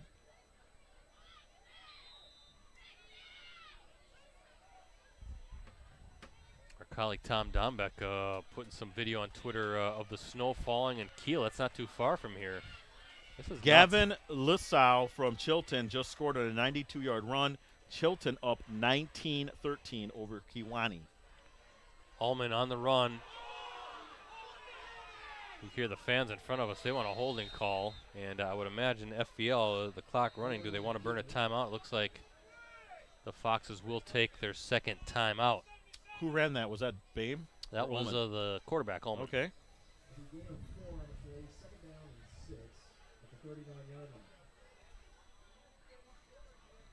So one timeout remaining for FVL. Ball marked at the 39-yard line, and I don't know, Ricardo, with 37.6 seconds to go in this quarter. I don't know if the Foxes can pull something out and put some points on the scoreboard. They need something, as you mentioned. Menasha gets the football to start the second half too. 21 unanswered for the Blue Jays. So halftime score, it's Fondy 16, Sun Prairie 14. Go ahead, Brett. Go ahead. No, I'm done. Well, I was just going to say a couple touchdown runs by Tyler Rail, and then the hookup between Cole Pope and Brady Dragella. 21 straight points for the Blue Jays. Here's Isaiah Allman waiting for the snap. Second down for the Foxes. Watch out. Pressure coming. Oh, what a good job. What happened there? Was that a fumble? It was. Allman fumbled it. Credit number 78, Johnny on the spot, Luke Movrich, the junior offensive lineman. Third down, and boy, if you're Seth Yeager, maybe you do just let this clock run as the Foxes quickly to the line of scrimmage here. Oh, he's going to attack, it looks like, though. Allman's got all day long. And just stay in bounds if you're Allman. He got the first down, I think. Let's see, with 3 seconds to play. Where are they going to mark it? Nope, he'll be marked short of the stick. So what do you do here? 3 seconds left. I think you snap it, and if you're the punter, you just kind of run around and let the clock run out. Yeah. Start running to the back of the field. Or not. Don't even send your field goal or your punt unit out. Just your quarterback. Just let him. And the Foxes will call their final timeout. Too much can happen on those long snaps on special teams. So I'm sure Seth Yeager and crew are talking it over as the quarterback. Yeah, Rosie's saying, go for the Hail Mary. That's a long ways to go in high school, 60 yards. But I think you just put your quarterback under center and just sort of run around, let those 3 seconds tick off the clock, and regroup. Kokano's up 10-0 over Hortonville at the half. Edgar leads whoever they're playing 33-0. Let me see what else we got here. West Appears only up 28-17 over Grafton. Wow. I thought no offense to Grafton, I just figured the Phantoms at home would roll in that one. Well, Kiwani's come back now. They lead 20-19 over Chilton. Auburndale 21-14 over Abbotsford. St. Mary Springs, no surprise here, destroying Johnson Creek 41-0. Caleb Frazier with another touchdown, 35-13, Kimberly over Nina. Brett. Oh, wow. Okay, so they are going for the Hail Mary. I think Rosie should be the... Is that picked off? It was intercepted by Dragella. Rosie should be the offensive coordinator, but the Hail Mary toss picked off by Brady Dragella. And that's how the first half will come to a close at Calder Stadium. It's halftime here at Calder Stadium, and a look at our Verlo Mattress Factory scoreboard shows the Blue Jays leading the Foxes in this WIAA Division III second round prep football matchup. Thanks again to our sponsor, Verlo Mattress Factory of Appleton, Green Bay, Oshkosh, Fond du Lac, and Sturgeon Bay. Their craftsmen manufacture your bed on site with unmatched quality and customer service. Stop in today for their mega mattress clearance sale. Also, Verlo Mattress Factory offers free delivery and setup with set purchases, and they can make your custom mattresses to fit boats, RVs, semi-trucks, antique beds, and more. Plus, air beds are on sale up to $400 off. Thanks to Verlo Mattress Factory, Ricardo, for their continued support of our Varsity Game of the Week content and the Varsity Roundtable. Yeah, we got a shout-out from Zach Hahn, former Menasha football player, saying, hey, roll Jays. Well, your team looks very good, 21-7 over FBL on your Verlo Mattress scoreboard. See if I can get some other updated scores here. But I got to update my Twitter, though, if you don't mind. You can follow me on Twitter at PC Ricardo. Brett's at PC Brettsy, and Rosie's at Metal Rosie. He likes the heavy metal music. Like Poison, right, Brett? Right, Rosie? Yeah, like Warrant. You guys can listen to that garbage. No, actually, I don't mind some heavy metal from time to time. Really, it's way better than what's out there today. Easy. But give me the Boss. Give me some Beatles. Give me some, that's heavy metal. Give me some U2. That's my stuff. I like U2. You don't like Springsteen? Springsteen's okay. You don't like the Beatles? I love the Beatles. Give me some Michael Jackson. I know you like Michael Jackson. Love Jacko. How about Prince? Love Prince. Yep, I like all that. We like the same kind of music. Oh then. yeah, we're 80s kids. Heavy metal was but I like it a little bit better now than I did back at the time. Hey, while Ricardo's updating his Twitter account, let me plug our Clubhouse Live show. That's Mondays at 6:30, and that is our weekly Green Bay Packers show. And the star, our co-host, is Green Bay Packers running back Aaron Jones, who's having one heck of a season. The NFL's touchdown leader, right? 11 touchdowns already on the season. We call him Showtime. He's there every week, and he brings a teammate guest. This past Monday, he had Rashawn Gary on the show, the rookie first-round draft pick, the rookie linebacker. So, hey, people kind of reach out to me a lot, and we're going to be on the show. How do I get tickets, all that sort of thing? Well, let me tell you something. You don't need tickets. Admission is free. It's first come, first seated, and it takes place at the Clubhouse Sports Pub and Grill inside the Red Line Hotel, Paper Valley in downtown Appleton. 6:30 start time. We give away a lot of cool prizes. If for some reason you can't make it to a show, you can watch it live online at clubhouselive.com, facebook.com/Packers News, and facebook.com/Clubhouse Live. You can also chime in with your questions on our real-time chat. Still waiting to hear back from Aaron Jones as to who Monday's guest will be, but I guess I'm going to have to wait a little bit because, as I said, the Packers right now, as we speak, are flying to Los Angeles tonight, getting ready for their Sunday afternoon showdown against the L.A. Chargers. It seems weird to call them the Los Angeles Chargers, but it's been fun getting to know Showtime, and boy, it's always fun to see your co-host, Ricardo, do some good things out there in the field. He's having a monster season. Interesting. Hilbert's up 35-0 over Burlington Catholic Central. They're playing that game at a neutral site, apparently. Must be field conditions. Mm-hmm. You're going to see all these smaller schools, Ricardo. They're going to start looking at how can we afford turf? Yeah, and we could speak all day on this, Brett, Well, but I think it makes sense economically. Yes.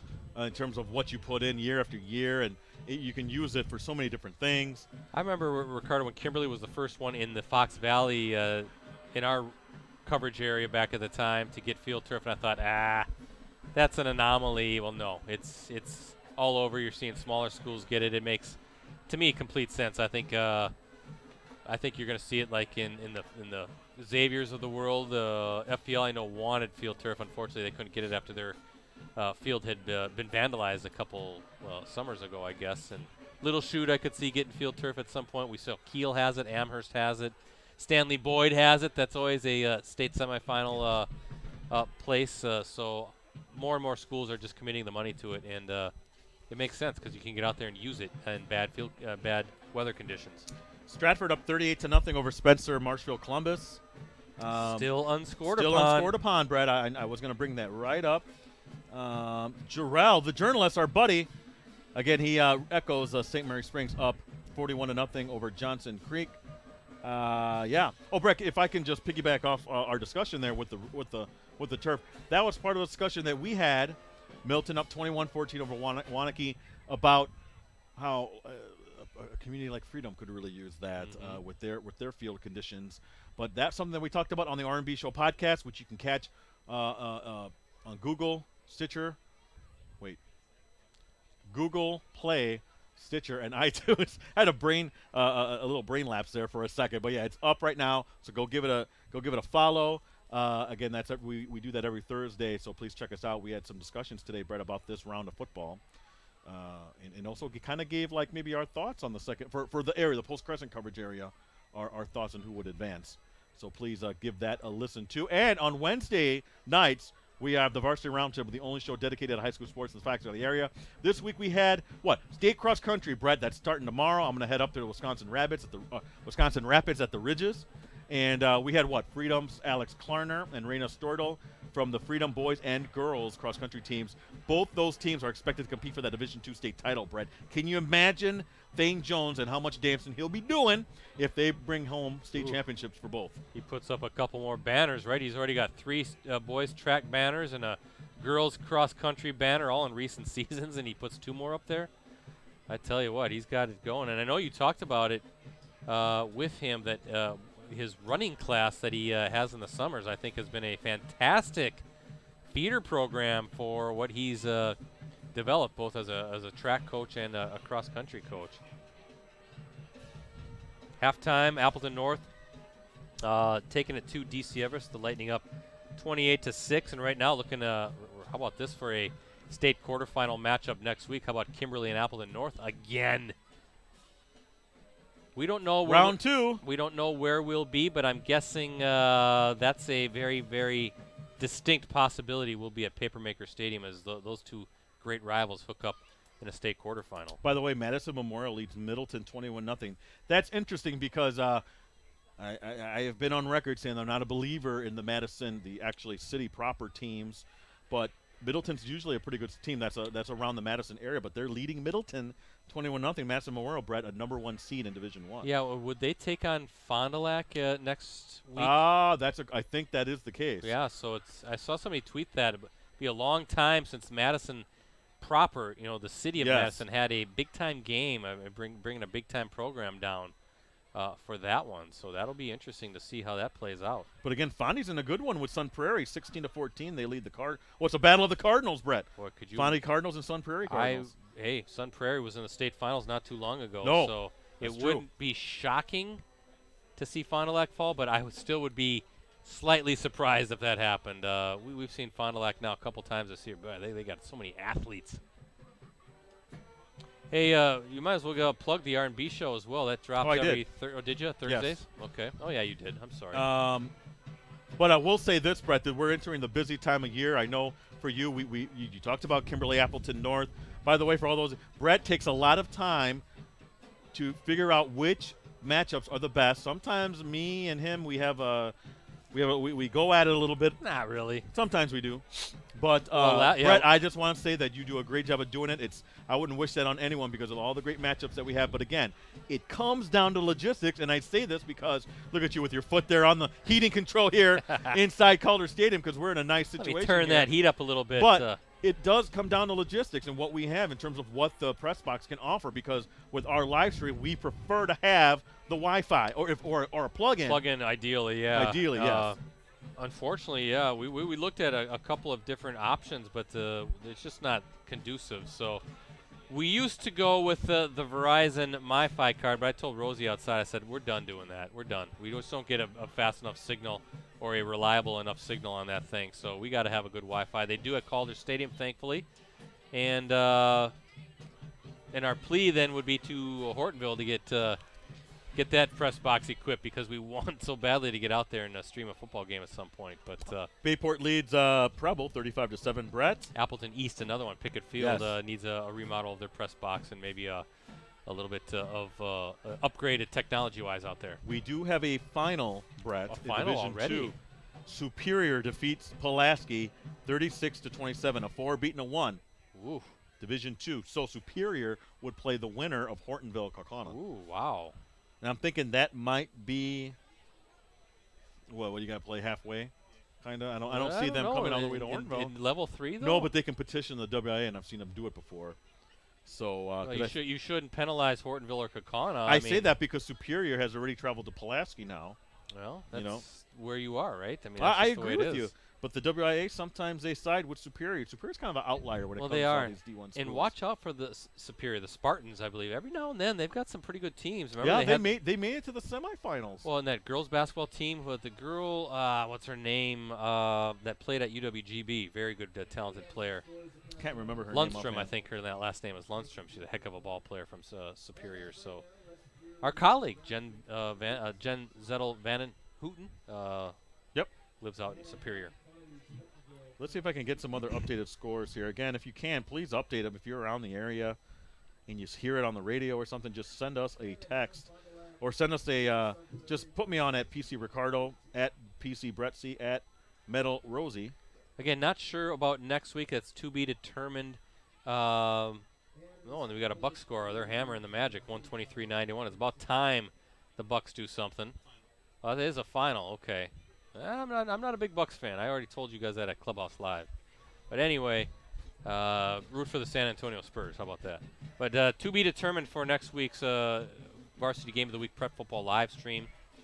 It'll be a state quarterfinal game, and you can find out at PC Brettsy. I'll announce it usually on Tuesday on my Twitter account at PC Brettsy. Well, one game that we haven't given you the updated score for is Wrightstown. That's because they play Baldwin Woodville at Baldwin Woodville tomorrow at 2. So I'm a little surprised.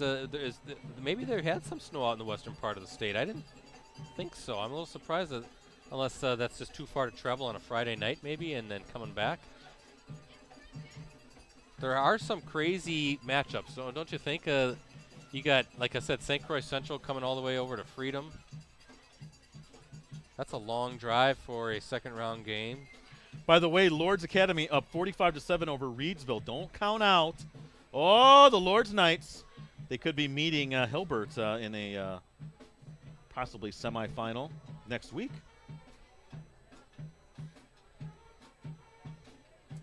Look at some of these other scores that are coming in. Wausau Newman leads Gibraltar 47-12. Waukesha West leads Wilmot 21-0. Racine Lutheran all over Cambridge 40-0. How about this score? I've got one. Ooh. At last check, with 3 minutes to go, 3:50 remaining in the first half. St. Croix Central 29, Freedom 13. Ooh. Looks like my pick to win it or to be in D4 is going down, Brett. I can't stress enough how worried I was for Freedom in that one. That was a nasty second-round game. West of Pier leading Grafton 28-17. It's a close one. Relatively close. As we're nearing the start of the first half, or second half, I should say here. On your Verlo Mattress scoreboard, 21-0 Menasha leads over Fox Valley Lutheran, 21-7.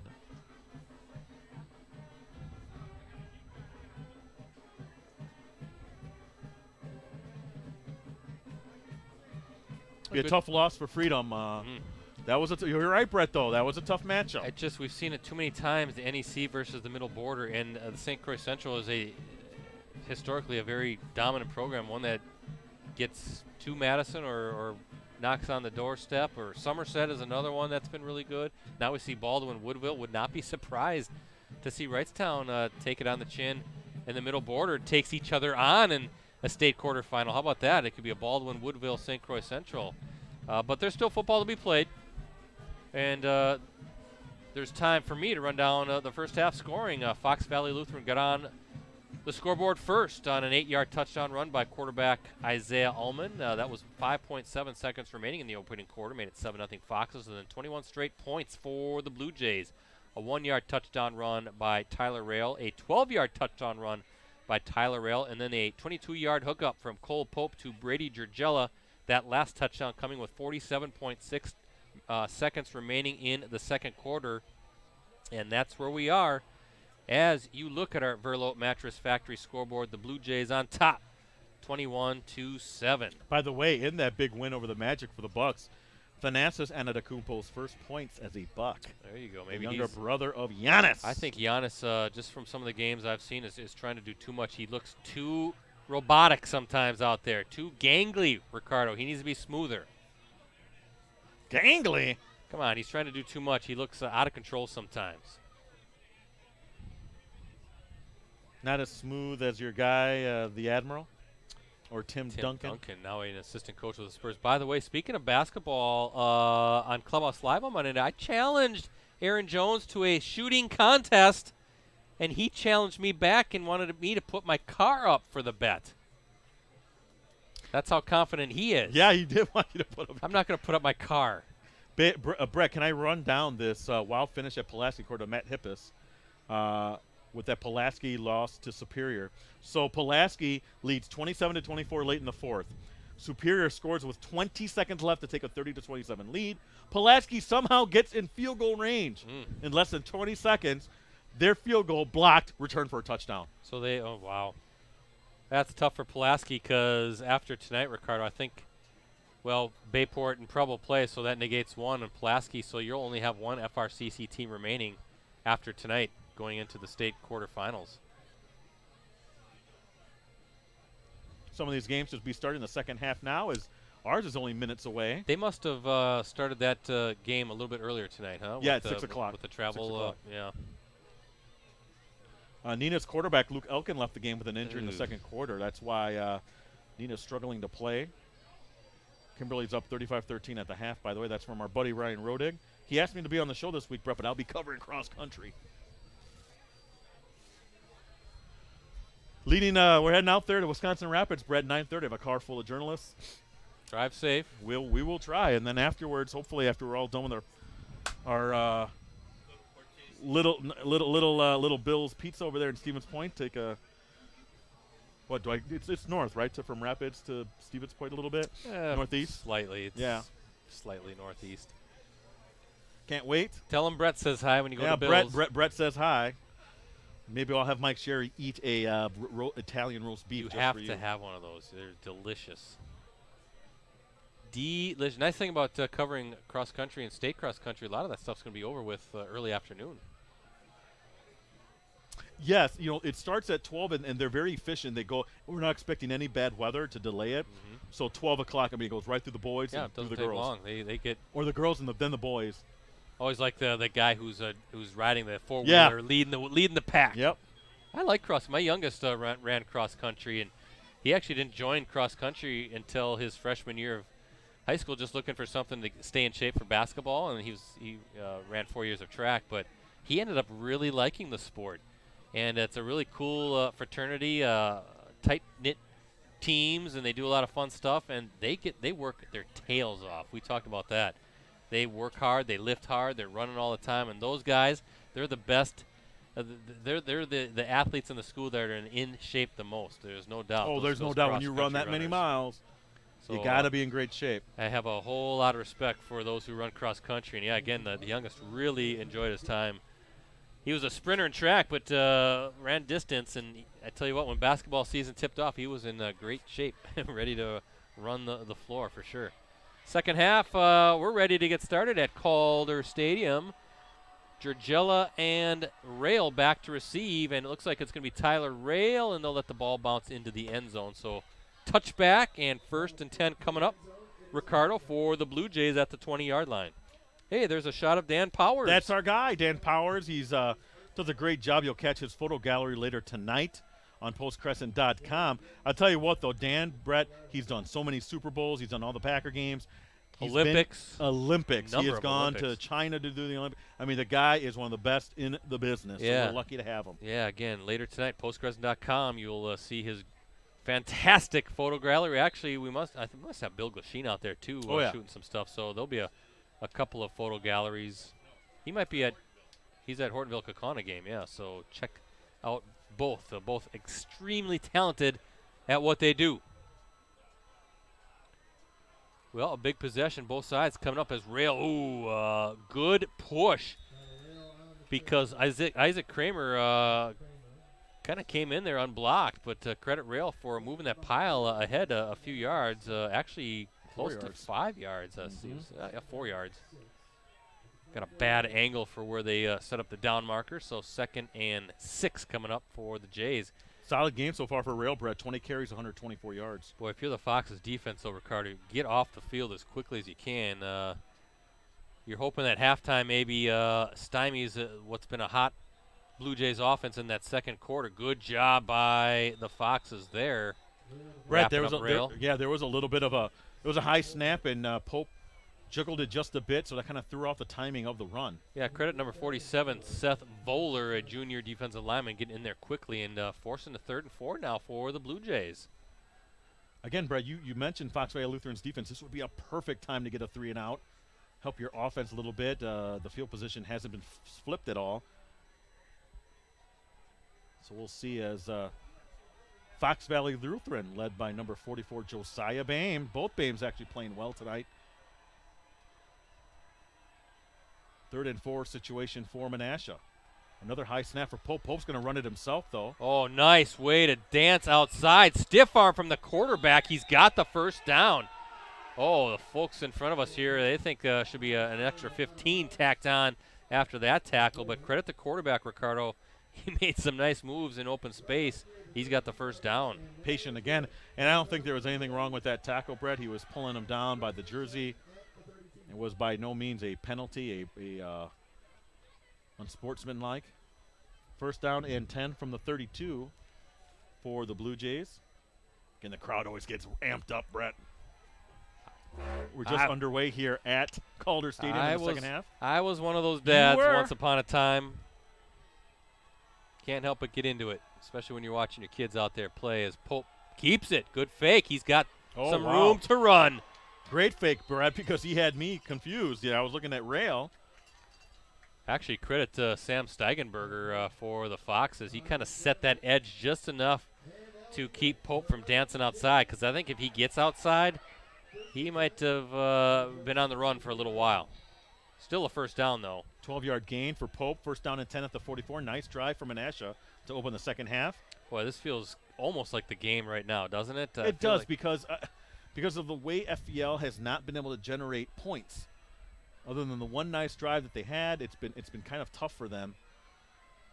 So again, this is on the Fox Valley Lutheran defense to kind of hold the fort here. First down and 10 at the 44. 2 receivers near side for Menasha as Rail again up the middle, looking impatiently, picking his way. Not really being able to find anything, though. Takes it to about the 46. Yeah, again, Voller, number 47, one of the Foxes in there, kind of bottling up any sort of running lane for Rail. Yeah, he has three carries for 8 yards this half, Brett. Again, thanks to everybody watching live tonight online, postcrescent.com and greenbaypressgazette.com, both Facebook pages as well. We thought that maybe the West Appear faithful might want to check out what's going on, and I wish the folks here that if they see cameras would just duck. Apparently not. Second and 8 from the 46. That's making Rosie upset. Look out. Screen? Nope. It is a screen. Wow, nice play design. And a little sidearm throw again to Josh Zwerg, the senior fullback, Ricardo. Perfectly executed screen, letting that pressure come up, and Zwerg was wide open in the flat. Yeah, 11-yard gain. Zwerg, that sounds, isn't that the evil guy in Toy Story? I'm pretty sure that's the guy in that Buzz Lightyear is battling. Between Zwerg. you and Rosie have some of the most useless trivia when it comes to movies.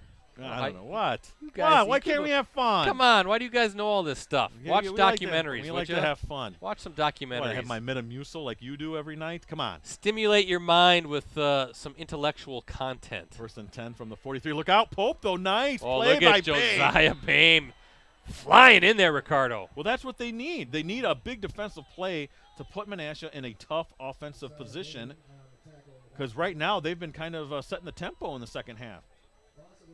Well, let's see if the Foxes can take advantage of that loss. What's that? It's about a 4-yard loss, I believe. So 2nd and 14 coming up, ball at the 47-yard line.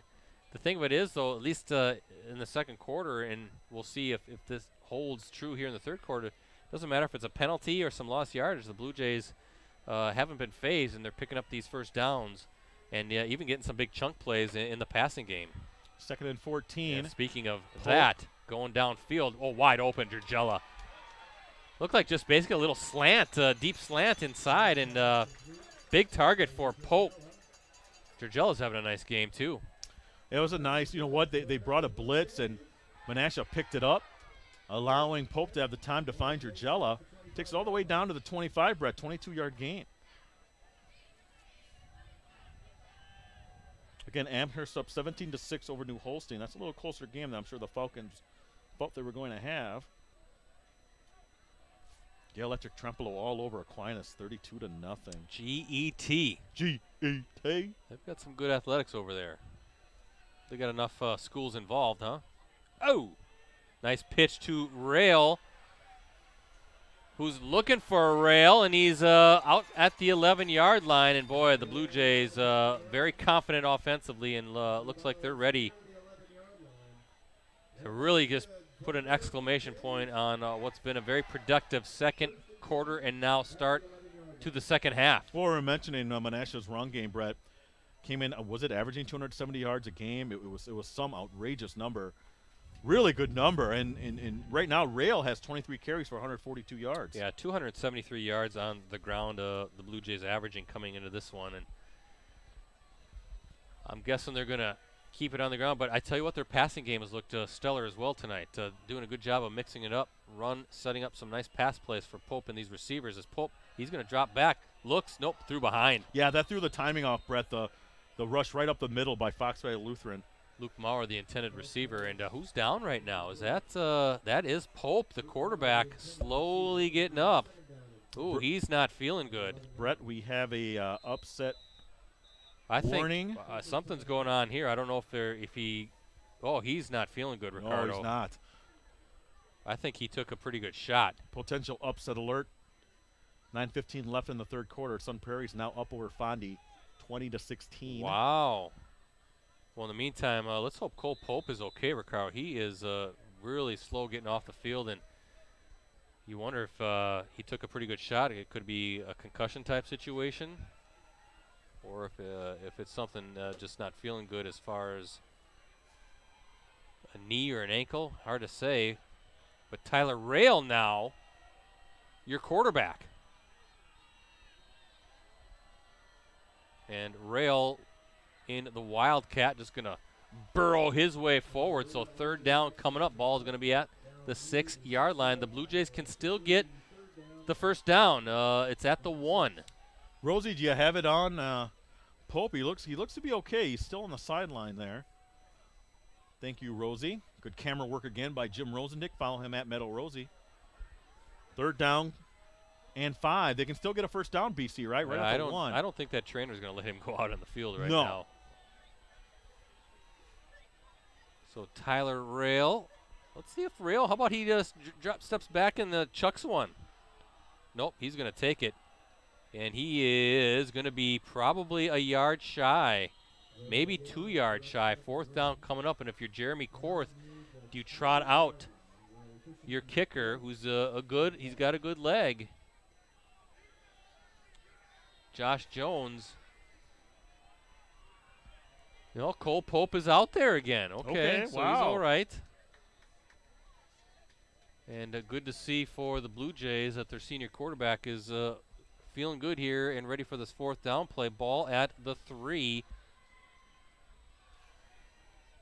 Actually, I can't tell where the stick is, but Rail, he's got he's down at the 1, but that should be enough for the first down.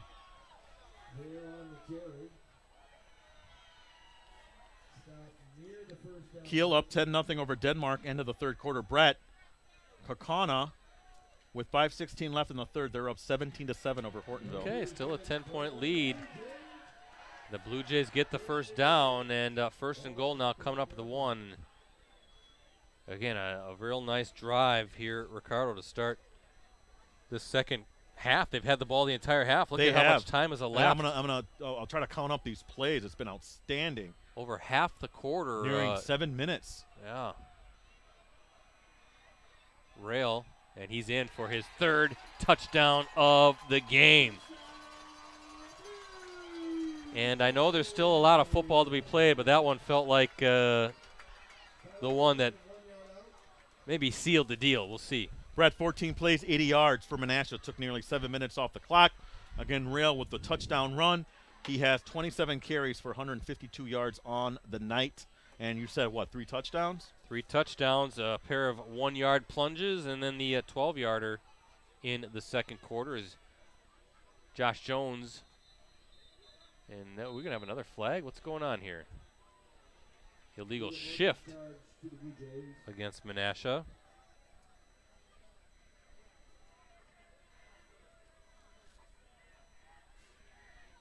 Yeah, 6 minutes and 48 seconds that drive took.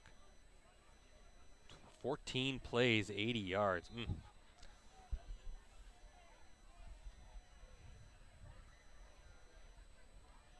So that's going to back it up a tad and make the PAT try a bit longer. 25 yards on this attempt for Josh Jones. Not to be confused with the Cowboys safety. Former Packer. Former co-host of Clubhouse Live. Boy, good leg by Jones. Bangs it through. And with 5:12 to play in this third quarter, we look at our Verlo Mattress Factory scoreboard. The Blue Jays extend that lead. They're up 28-7. And looking very good right now to advance to next week's state quarterfinal round against presumably West De Pere. Hey, by the way, Menasha. I mentioned they're trying to end what they've dubbed, what was it, the level 2 jinx, I think is what they said. Yeah. Menasha's bought out in the second round in 3 of the past 4 seasons. It lost to Marshfield 26-20 last year in the second round and fell to Hartford 31-28 in double overtime in the second round of the 2017 playoffs. And then in 2016, Ricardo, the Blue Jays fell to Menominee Falls 21-14 in the first round, and that was after dropping a 21-14 decision to Chippewa Falls in the second round in 2015. Of course, 2014 season was their championship year. Menasha coach Jeremy Korth guided the Blue Jays to an unbeaten season and the Division II state title in 2014 when they downed Waukesha West 35-17 in the title game. But looking pretty good and a nice return for the Foxes. They need all the help they can get. Brett, it's imperative that they score now. You cannot go 3 and out and then give Menasha the ball right back, the way their offense is operating. But again, looking very good for the Blue Jays, who have qualified for the playoffs in every season since 2009. Looking good that that level 2 jinx is going to be snapped. But yeah, it's now or never for Fox Valley Lutheran, down 3 scores. Kiel now up 17-0 over Denmark. Seth Voller now at running back with his, I believe that might be his first carry of the night. Number 47 takes it into Menasha territory.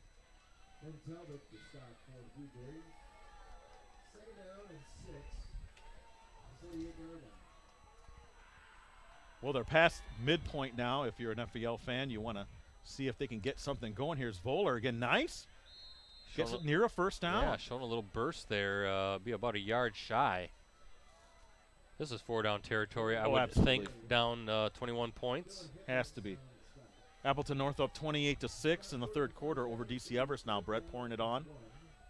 Yeah, it's looking like a rematch, Kimberly Appleton North. And if that is indeed how it finishes, I'm going to probably tell everybody right there that that's more than likely our Varsity Game of the Week prep football live stream next week.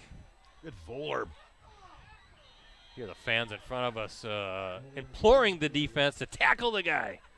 9-yard run, so runs a 4, and 9 to start this offensive possession for FBL, Brett. Yeah, ball at the 35-yard line, 1st and 10 for the Foxes.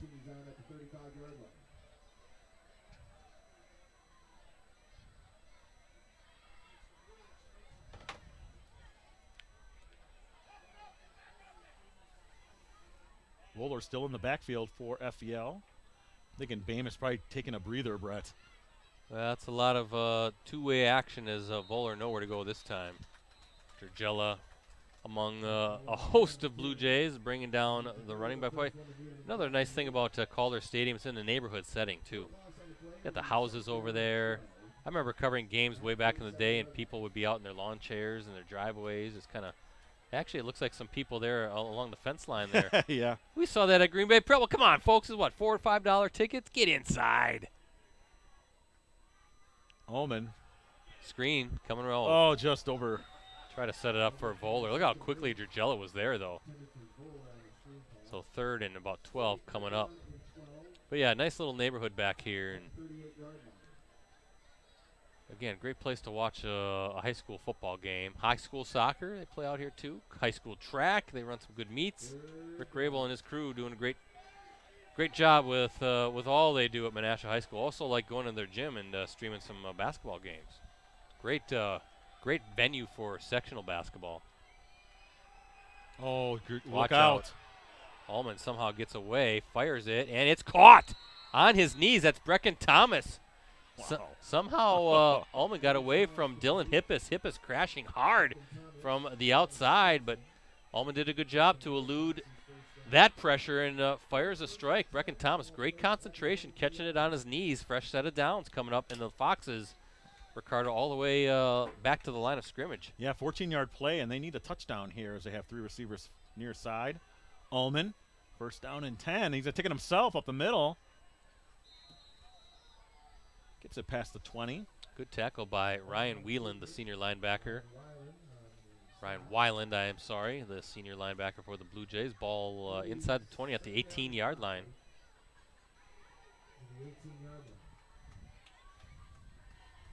Abbotsford leading Auburndale 26-21, and Waukesha West still up over Wilmot 21-0. 3rd quarter scores. Watch out, Allman, high pressure. Wow, that was swatted down by Arguello. Big time pressure coming. I think that might have been a blitz. Again, I had it in my binoculars, so I was watching Allman. He had to get rid of it quickly, unless that was just trying to set up a screen over the middle. But Arguello swatting that ball away. He's been all over the field on both ends. 3rd down. Very important 3rd down conversion here, Brett. Obviously, it's a 4-down territory, but you want to get in position to punch it in and make this a 2-score game. Ooh, boy, look at this. Oh, boy. They're trying to set up Oh, a he got screen him. again. That's Bame. I think he was down at the 1. What a throw. What a catch. What happened? Brett, was that supposed to be it almost looked like it was supposed to be a screen pass. Well, I don't know, but that pressure was coming in. They were sending everybody, and Allman had no time to throw it. He just chucked it. Throwing good arm strength, and a great catch by Josiah Bame. It's inside the 1 at the goal line. So officially it'll be at the 1, but what a play. And what a big score this would be for the Foxes. Voller in the backfield with Allman. Voller has it, and he is stopped short of the goal line. Nice play by the Menasha defense. 2nd down, goal to go from the 1. Brett, getting interesting over there in Hortonville. Polar Bears just scored a touchdown, 17-14. They trail now Kaukauna with 2:13 left in the 3rd. See, Ricardo, these are the situations I wish the quarterback would go under center. You're right at the goal line. Just don't see it much anymore. Voller, he's stopped short again. You would think they'd have a jumbo package, don't you think? Just get your quarterback under center. Yeah, bring all the big boys up there and just even sneak it across. Well, that's a common thing also in the NFL, Brett. I've seen that plenty of times, and it's maddening. I'm telling you that, maddening, especially in the red zone to see that happen. Well, look at where the ball is. It's inside the 1. So where Allman will get it will be at the 5-yard line on the snap. Voller. Nope, Allman's going to keep it, and he's in for the 1-yard touchdown. Plunge, that's a big score for the Foxes. So no sooner than I'm thinking, I think this game might be just about done, the Foxes make it interesting. And a good answer.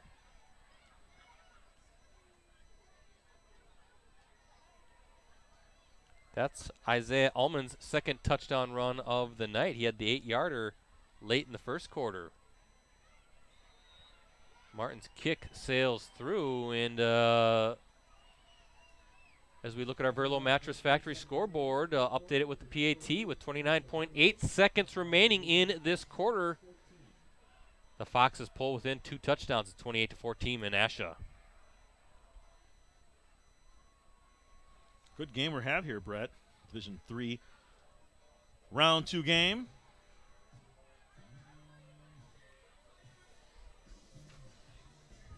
Yeah, looking at the Foxes, they've qualified for the playoffs in 5 straight seasons. I was actually kind of surprised when I read that. They're really having some nice success there, rebuilding that program to a perennial playoff participant. The only seasons, though, in which they've advanced past the first round, I don't know if you remember this, Ricardo, that was back in 2000. Okay. They won their first 2 games before falling to Green Bay Notre Dame 17-14. Well, they won the state title early in the 2000s. Well, yeah, I was going to finish that thought. Oh. So in 2000, they fell to Notre Dame 17-14 in the Division III state quarterfinals. And then the very next year in 01, they ended up winning the Division III state championship under former coach and athletic director Gene Strews. Gene Strews, our buddy. The Foxes took down Wanakee 23-13 in the title game that season to complete a 13-1 campaign. Strews, by the way, inducted into the Wisconsin Football Coaches Association Hall of Fame in 2005. Did you also know this? He also played a key role in helping the state's private schools gain admission. Yes, I know that because you talked about it with me. Yeah, into the WIAA. Private schools eventually became members. He's been a very good resource for me as well. I can't speak highly and can't speak any more highly of him because he is just fantastic. Great guy. Yep. Yeah, private schools eventually became members of the WIAA in 2000. So, Gene Strews, a very good guy, very helpful in me writing the book about Mickey Crow, who was the athletic director, a young athletic director when JFK Prep came to town in Appleton. Nice run by Rail. All those athletic directors then wanted to schedule JFK Prep and Mickey Crow because that was instant gate money for schools back then. Because wherever Mickey Crow played, those gyms were jam-packed. Update that Fondy score, by the way. Sun Prairie leads Fondy 27-24 with 2:54 left in the third quarter. Oh, wow. Great game going on over there. Third quarter score. You know, we got a good one here. 28-14, a huge touchdown drive by the Foxes, but this Foxes defense has to get off the field as Tyler Rail pushing his way forward for what will be the final play in this third quarter. Good game at Calder. As that will be the final play. And to the fourth quarter, we move. Menasha leads 28-14 on our Verlo Mattress Factory scoreboard. Ricardo, the Foxes defense has to get off the field on this drive. Brett, some interesting news here in terms of state football. We have a new all-time rushing leader. Really? Racine Lutheran's Tyler Tenner from Racine Lutheran, just became the state's all-time leading rusher. Okay. In their playoff game. They're leading 40-7. So congratulations to Tyler Tenner. That was Bryce Hittner, right? I want to say it was Bryce, so his record was 1 year. 1 year. Well, he can say he had it. Yes. How would you? Would you be happy to see somebody break your record? At least I would have had it for a little bit, right? No, I'd be bitter. I think the only record I have is most bowls of cereal in one sitting. No, I don't think so. You got me on that one? Maybe once upon a time. You know I like my cereal. In fact, tonight I'll go home and eat a bowl of cereal before I go to bed. Well, I can't have that anymore because I'm lactose intolerant now. Boy. So it's a record that I cannot improve on. How many bowls? I think I might have had 4. Ooh, I don't know if I've ever done 4. I had it for lunch, I want to say. I tell you what, if I held a state record, I'd be all at the game trying to jinx the kid. No. That would be you. I'm very bitter, very lousy person that way. Whoa, what a stiff arm by Gergella. Did you see that move? Get out of here.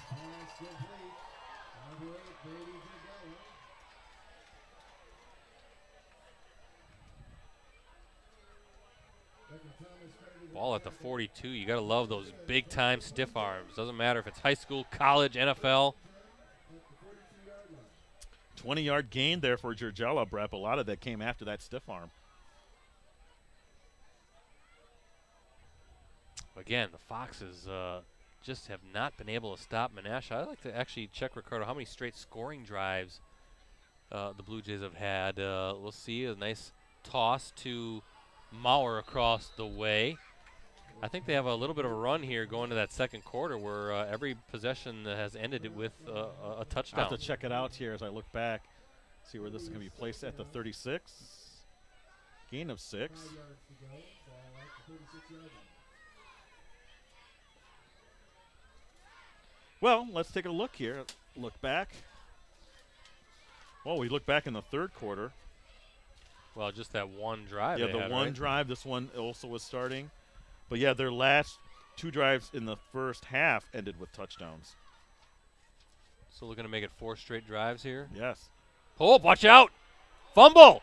Oh. And there's a flag too, Brett. So I wonder what they're going to call here, if there's a holding or a defensive holding. Well, credit Kenneth McKenzie, the junior offensive lineman, being where he needed to be to fall on that loose ball. But, yeah, let's see what the call is.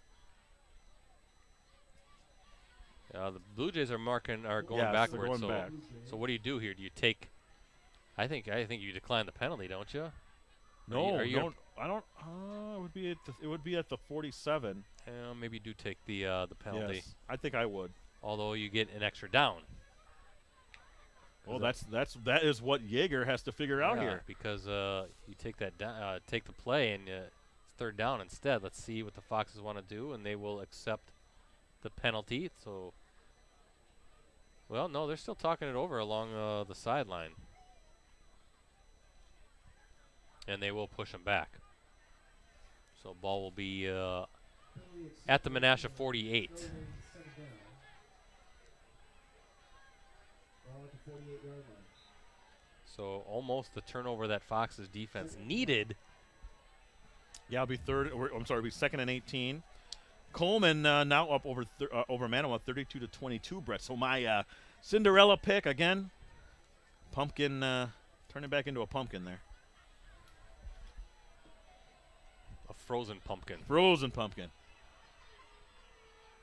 Cole Pope has got some time. Nope, watch out. Eludes Nice some of that tackle, pressure. Babe. Yeah, Bame. But again, good job by that front to make Pope a little skittish. I think that, again, number 77, Isaac Kramer, been very active on that defensive line. Brett, absolutely critical that Fox Valley Lutheran stops them on this 3rd and long. They have an opportunity here to pull to within 1 score with a touchdown drive. I tell you what, though, this is not impossible for the Blue Jays. We've seen some shot plays that they've completed. Mauer and Arguello have come up with some big receptions. Let's see how the Foxes want to defend this with 3rd and 20. As Pope getting pressured again, slings it. Oh, Wow, Brett, he had him wide he was open. Wide open. That was that's number 9. It looks like. Is that Brady Batchelor, the Post pass incomplete. senior tight end, Yellow. or was that Arguello, number 8? Ball near the 48-yard line.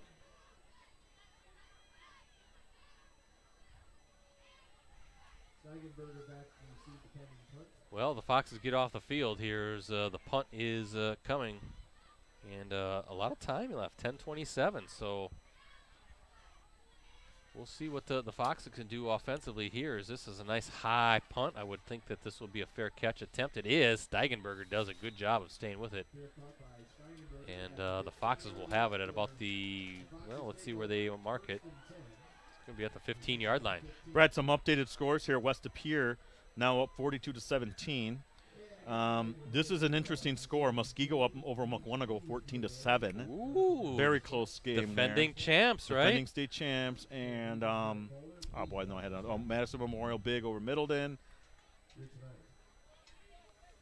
and it's the end of the 3rd quarter now between Sun Prairie and Fondy, 27-24 Sun Prairie.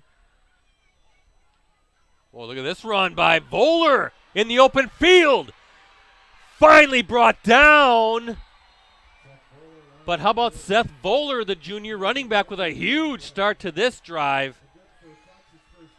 I think that was Kaiser Vanderloo, the senior defensive back, number 23, finally bringing down Voller, who is now down. And he's not a happy camper.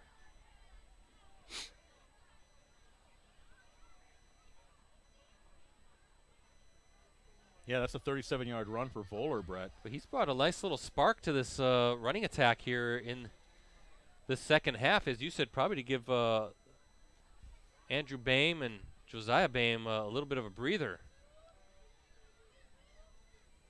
Abbotsford holding on over Auburndale, 26-21. 4:12 left in that one. Looks like Medford beat River Falls 16-14.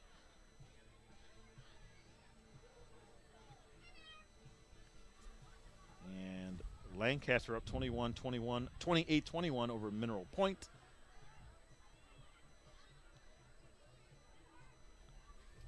Looks like that might be Fox's coach Seth Yeager out there checking on Voller. By the way, Kimberly up 48-20 over Nina with 6:55 left in the third. Wow. Yeager, a first-year coach with the Foxes. Ricardo spent the previous 2 seasons as the head coach at Winnebago Lutheran. He was also on the Vikings coaching staff for 8 seasons overall. And serves as the Foxes defensive coordinator as well. 35-6, Appleton North leads over DC Everest. So we're looking like a Kimberly Appleton North rematch. Certainly appears that in way. the state quarterfinals. That should be a heck of a game at Papermaker Stadium. And Yeah. looking like that will probably be our Varsity Game of the Week live stream next week. I'll head back to Papermaker Stadium. St. Croix Central, 36-26 over Freedom, end of the third. What was that score? 36-26. Okay. One more Freedom's quarter. battling back, yeah. Chilton up 27-20 to start the fourth over Kiwani. Good games tonight. Field goal for Kaukauna. They lead now 20-14 over Hortonville. And I think that might be all I have for updated scores. Oh, no surprise here. Franklin demolishing Kenosha Indian Trail 44-7. And that's an interesting Kaukauna score, though, over Hortonville. Plenty of time left for Hortonville. Boy, you feel Ricardo for Voller. Yeah, he, you do. Came down hard, and he can't put any weight on that left boy. leg. You hate to see that. I don't know if it's a knee, an ankle. But that's That means Bame is going to have to do double duty again here. Well, with, 10 minutes to play, at least he gave him some good rest. Yes. But that's too bad because Voller was really running well for the Foxes. 1st and 10 from just inside the 50. They're in Menasha territory, FBL. Going deep. Oh, and if his receiver had gotten off that jam a little sooner, Brett, there was something there. Kyle Reeder, the intended receiver, so 2nd down coming up.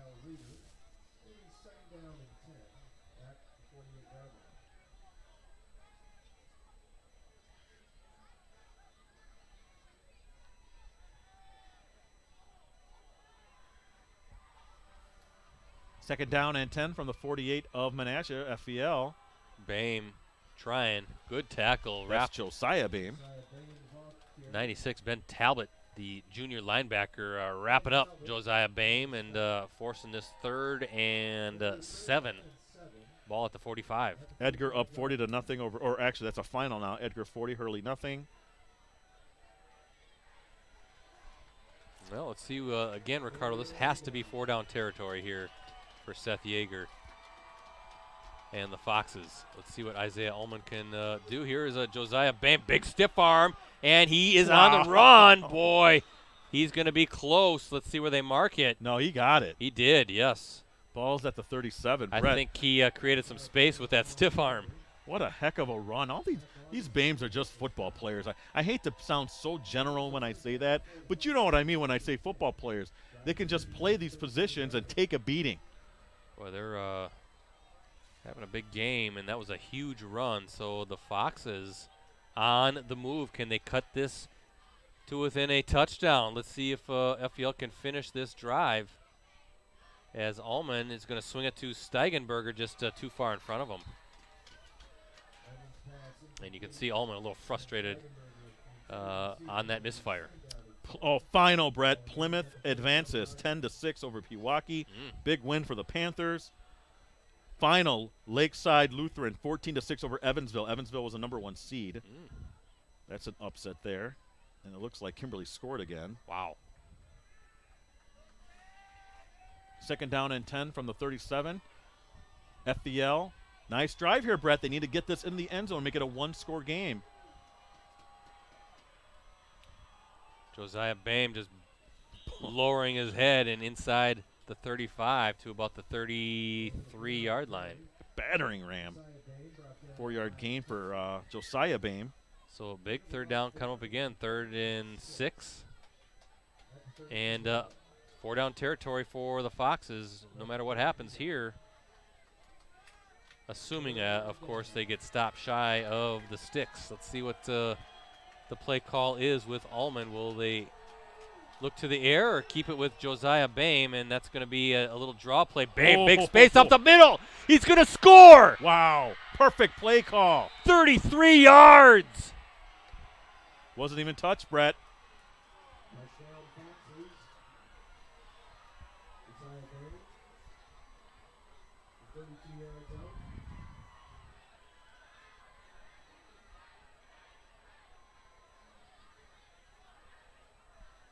And look what we got going on at Calder Stadium, right? When I'm saying this game's just about done, a couple touchdowns by the Foxes, and they're a PAT away from pulling to within 7 with 8:12 still to play. Kick sails through the uprights. And as we look at our Verlo Mattress Factory scoreboard, it is now a one-score game. Menasha 28, FVL 21. I'm calling it a 33-yard run by Josiah Boehm.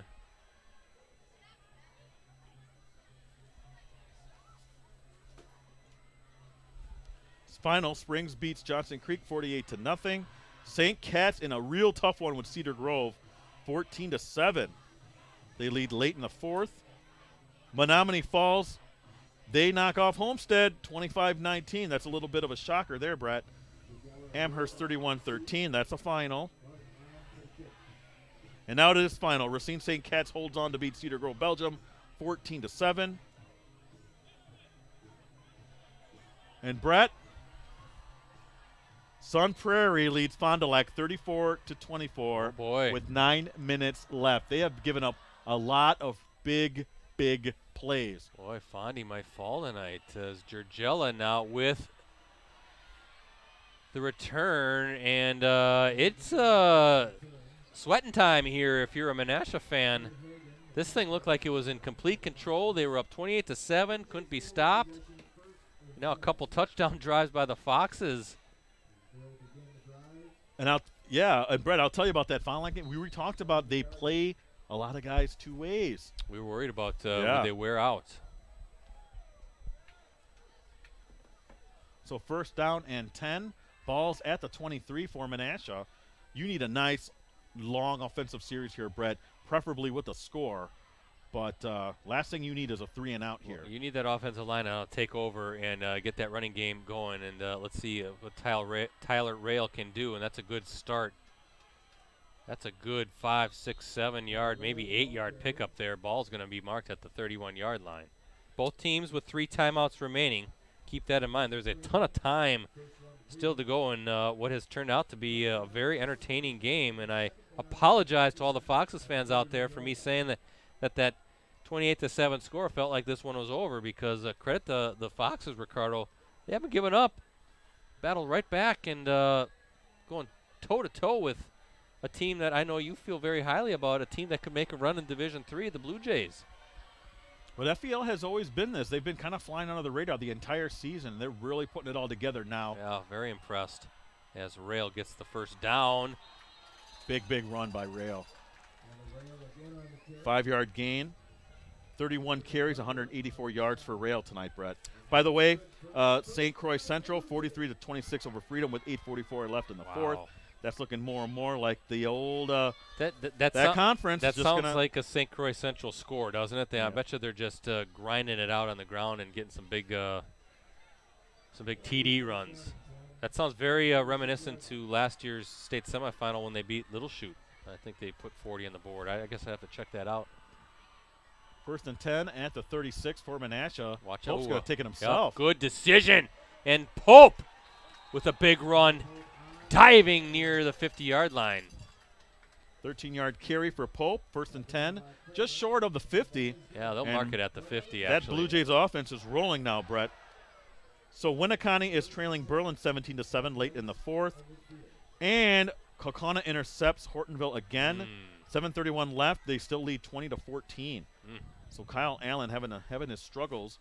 Stratford final 51-0 over Spencer Columbus. Waukesha West destroys Wilmot 35-0. A little bit of an upset there, actually. 3 versus a 2. Stratford 11 games in still has not allowed a point as Rail with the handoff, and he is finding some space. And this is what you said, Ricardo. This is what the Blue Jays needed to do, and what that offensive line getting a big push, and credit Rail for just moving that pile and finding some space. That's a 9-yard pickup. 193 yards on 32 carries for Rail. I mean, he has been the bell cow tonight throughout the season, really, for the most part. And if you're the Jeremy Korth and the Blue Jays, no rush, right? Just take your time now. You're second and short. Chance to move the sticks and really start bleeding the clock here up a touchdown as Rail. He's got it. And he's got the first down to the 37-yard line. Conversely, if you're FVL, you somehow need to poke that ball free and create some sort of turnover, because you know the Blue Jays right now, it's ground and pound the rest of the way. They are not going to risk anything too crazy as the Foxes take a timeout now, thinking about the clock with 5:21 to play. So that's FVL's first timeout of the second half. West Appear now leads late in the fourth, 49-17. So the Phantoms look to be moving on to the state quarterfinals, and they'll take on the winner of this one. This one is undecided. Turned out to be one heck of a ball game. Very impressed, Ricardo, with both of these two teams. Well coached, doing good stuff, showing some offensive balance, defense. They got athletes, Ricardo, that can fly to the football, and it's a shame to see one of these two teams have to call it a season after tonight, because Well, I've been impressed by FVL. they can do some damage. Yeah, Yeah, FVL is, you know, they're on the rise. they're playing a team that usually plays D2. They're playing them right here till the end. Gavin Lissau again for Chilton. They're going to pull the upset, Brett. 34-20, they lead Kewanee. 10:18 left in the fourth. Or they're in position to pull the upset. Well, we first and 10 at the 37 for Menasha here. 2 receivers far side. As nice drive by the Blue Jays to get some time. Whoa, watch out! Oh, Rail. Just as I say that, Brett, there's a fumble. I was just saying, this is what the Foxes need, is some sort of a turnover here. They'll take a loss on a fumble, and that's going to be marked at the 43-yard line. 2nd and 16, Brett.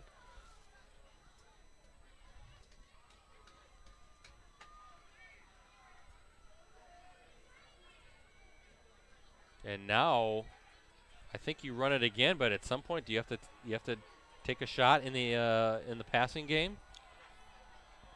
I think they'll run it here to Rail. Oh, no, Pope's going to go out on the run, and no, he's going to keep it. Oh, nice tackle far side. That's number 24 for the Foxes. Garrett Hagan, the senior linebacker, wrapping up Cole Pope and bringing him down and forcing a 3rd and 11 now. Big play in this game coming up. And I think now you have to pass, wouldn't you say, Brett? Did FVL just burn its second timeout? They did. So Seth Yeager taking another timeout with 4:32, trying to conserve time. We have another final. Kiel moves on. 17-0 over Denmark. Bayport 49-14 over Green Bay Preble. That's a final.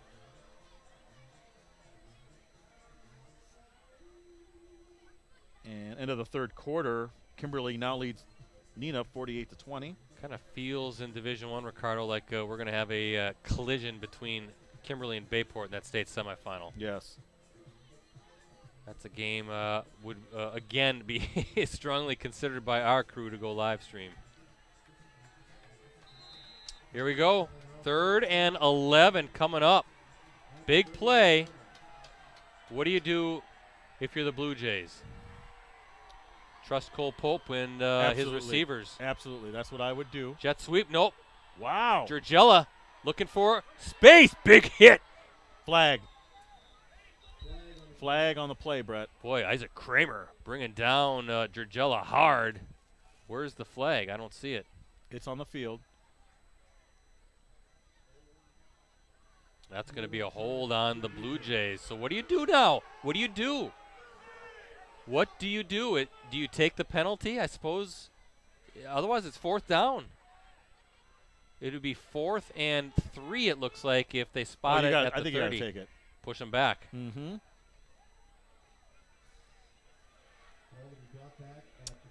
You're right. That's a good call. Because Korth and the Blue Jays, they'd go for it 4th and short at that spot in the field. So this makes it 3rd and 16. Yeah. Freedom or now Charles St. Croix Central 43-33, 6:47 left in that game. That's not over with yet. Irish putting up some points with the St. Croix Central Panthers, I believe. Well, let's see again. Cole Pope, he's going to step back, looking downfield. And he is brought down. Face mask. Is that a face mask? But it might have been on the shoulder pad, though. Well, Jacob Youngworth credited the senior linebacker with the sack, although I think Andrew Boehm was the one who sort of flushed Pope out of there. Yeah, folks on this side wanting a face mask. I was kind of trying to figure out what happened because I'm looking at the far sideline, and the fans in that sideline, the Foxes, they're all up on their feet going bananas. So 4th down, Ricardo, punt. You said that was Youngworth who had that sack? Yeah, I got Youngworth, Jacob Youngworth on the sack, number 27. Okay. 4th and 21, obviously punting situation now. So this hot Valley Lutheran offense to get that ball back, Brett. And a line drive. Steigenberger, he fields it. 11. He might get a seam. Let's see. Pretty good coverage, though, by that Blue Jays punt return unit. So here we go. Well, the defense is going to have to come through if you're a Menasha fan. 3:07 left here. Plenty of time for FVL. Remember, in high school, they stop after every first down, like the time does. Yeah, and the Foxes, Ricardo, have one timeout still to use. Now consider this, too. I think Isaiah Ullman finished 2nd in the Northeastern Conference in passing. The Denmark quarterback, his name escapes me, I think was the top passer in the league. Nothing doing as Josiah Boehm brought down quickly. Looked like number 90, Cade Parker, was there, and maybe Miles Teskey, number 88. Final Lords over Reedsville, 59-14. 2nd and 10 coming up for the Foxes. Now Kimberly all over Nina, 55-20, Brett. Oof. 9:53 left in the fourth. Running clock now. Ullman looking downfield. He's got all day. He's hit. It's going to be picked off. Oh, no. And that's unfortunate for that drop because Brady Batchelor had it right in his hand. It was going to come right down to him. Was that Dylan Hippus who hit Ullman? Ullman didn't see him coming. I didn't quite get a number on the defender. Forced a pretty bad pass. Well, he tipped it. He hit him, and it yeah. forced the ball to go up. Wounded duck. 3rd and 10. Ball at the 22-yard line.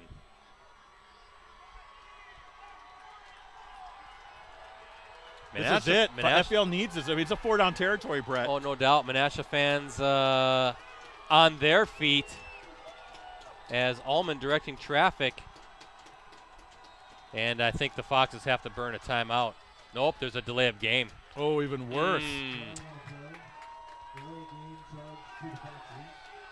I was waiting for the timeout on the sideline, but it just wasn't fast enough. Delay game pushes them back 5, so 3rd and 15. Ball will be at the 17-yard line. Now what do you do if you're FBL?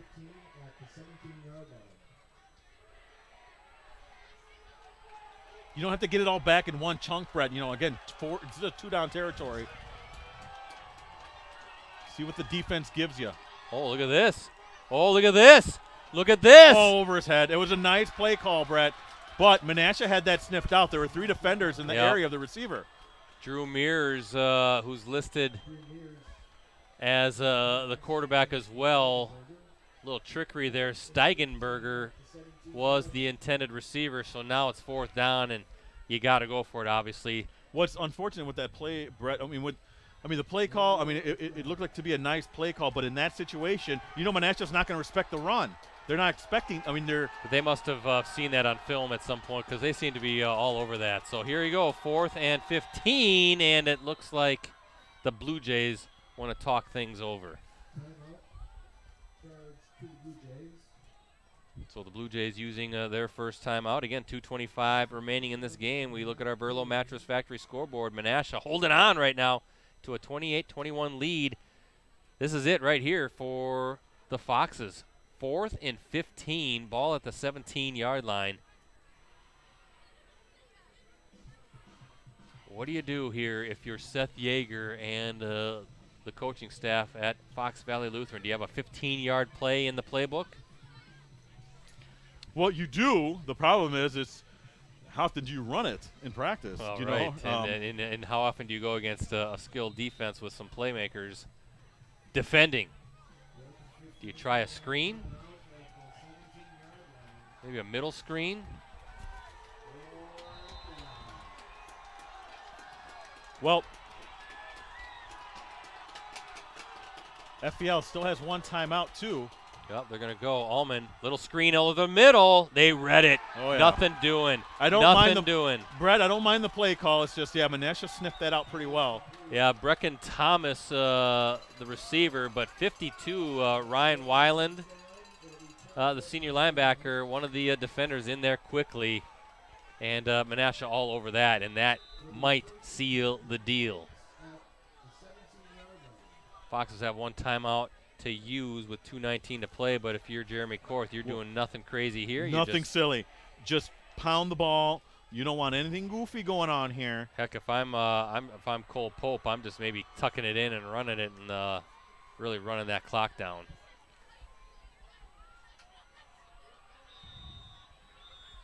And now the Blue Jays, another timeout. Brett's not looking good for Fond du Lac. They're down 10 points to Sun Prairie, 1:56 left to play. They have the ball on their own 15. Ooh, that's a stunner to me. I figured Fond du Lac would be taking on Muskego in a state semifinal. We kind of figured there was going to be a pretty big-time Final Four, right, with Fond du Lac, Muskego, and Kimberly Bayport. That was our predictions. Mm-hmm. You just wonder, too. I mean, credit Sun Prairie. That's, again, a top-notch program that was in the state finals recently. But you think all the field stuff is playing a factor in what's going on tonight? Trying That's to a hurry good up and get question. the field Well, cleared. And we have our guy there, Jarrell Russian, who's covering that game, and maybe he'll get us some info on that. But as for now, Menasha needs to run out this clock. If you're a Blue Jays fan, FBL's hoping for a little bit of a miracle. hand off to Rail. Nice play, though, by that defense. Yeah, Isaac Kramer again, and the Foxes used up their final timeout. Timeout charge to the Foxes. 35 carries, 192 yards for Rail. Brett, nice performance by the running back. Chilton up 41-20 over Kewanee, Brett. 5:34 left in the fourth. Gavin Lissau, 4 touchdowns.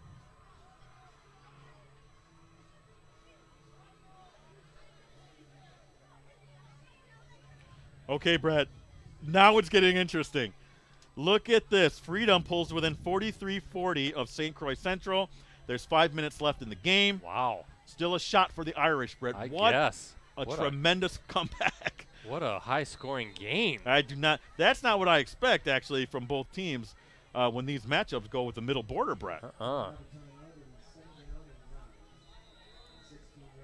don't count out the Irish just yet. Second down and 9 from the 16. Closed formation, Brett, with Pope. They're just looking to power this one. Yeah, this will be a handoff to Rail, I'm assuming. As he's looking for the rail, and that is, he did the right thing. He just slid down, and they know they can run out the clock. I would have taken the score, Ricardo, because I'm greedy. He did the Jamal Williams move from earlier I was just this season. going to say, right? Even if you score a touchdown, I guess you're up 2 scores late with no timeouts. You can rattle that time off right now, though, but yeah. Well, now they can just take a bunch of knees. Oh, yeah. I'd be surprised if they actually went for a touchdown, but you never know. It is only 28-21. You never know, Brett. I'm a stat patter. I'm scoring Yeah, I TDs. think you have to. It's only a score. If this was 2 scores or something, maybe. But they need that touchdown just to completely shut the door on FEL.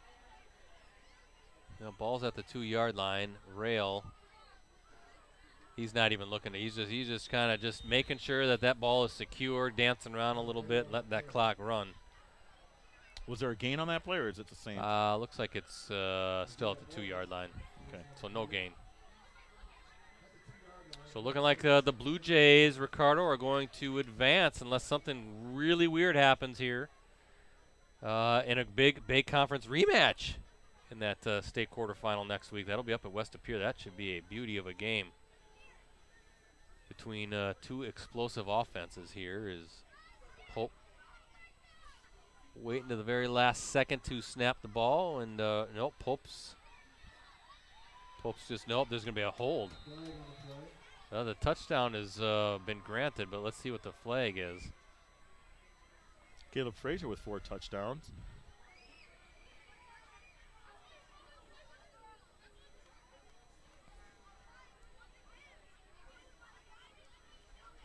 There's going to be a personal foul, face mask against the Foxes. So I'm assuming the touchdown stands in, correct? That is a 2-yard run for Cole Pope.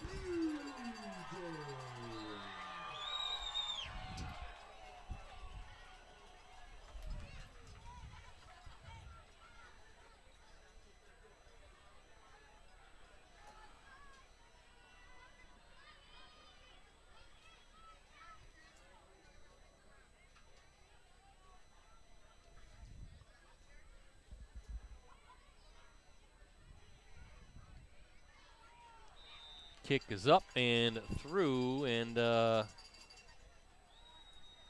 with 41.3 seconds to play, guys, our Verlo Mattress Factory scoreboard shows the Blue Jays now up 35-21. Menasha going to advance to next week's Division III state quarterfinals. Level 3. I know I'm not supposed to say that. Yes. The state quarterfinals, where they're going to meet West Appear, a very familiar rival. Cole Pope, his first touchdown run of the night. He also has the 22-yard TD pass to Brady Giorgella. That was late in the second quarter. Yeah, some other finals. Coleman beats Manawa 46-28. Final, Appleton North 42, DC Everest 6. Wanakee, well, they're leading 35-8 over Milton. That was a relatively close game to start, but Wanakee kind of pouring it on. Nina trailing Kimberly 55-28. Tell you what, the Blue Jays, they can put some points on the board, though, can't they? They can. By the way, Homestead down. They're out. Menominee Falls beats them, the defending state champ, Homestead. Highlanders. When's the last time, Ricardo, that both Homestead and Arrowhead are out after That's a good call. I don't know. 2 rounds? Final, Berlin 24, Winneconne 7. Berlin, watch out. Joe Stelmacher's team. And, oh, there's a link to the St. Croix Central Freedom game, Brett. St. Croix School District. It looks like St. Croix has the ball. Yeah, I wonder if with their offense, if they have an ability to grind it out.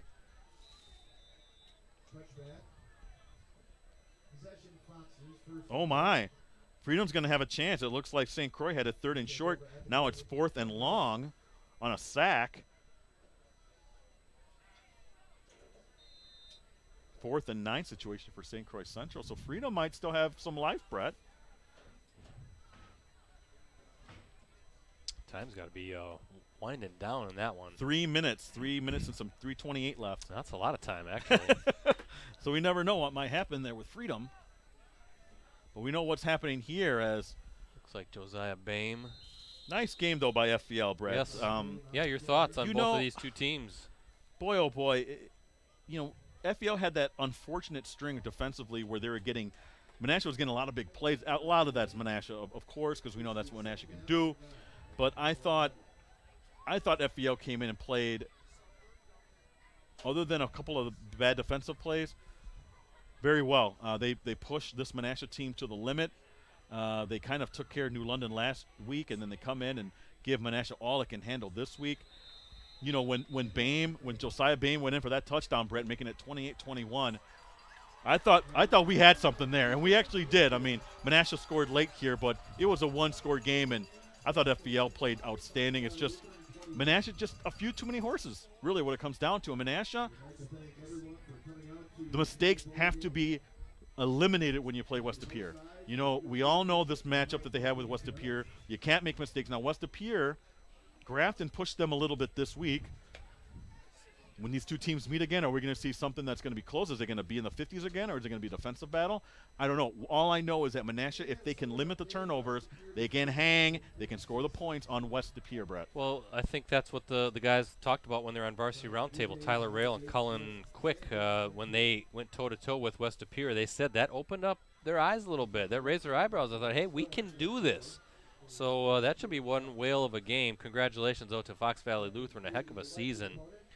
And a heck of a ball game tonight. This was fun stuff, folks. So be sure to check out Ricardo's recap. I guess what do you call it? My takeaways. Takeaways that will be posted. It'll be a truncated takeaways because I have to get ready to cover state cross country tomorrow.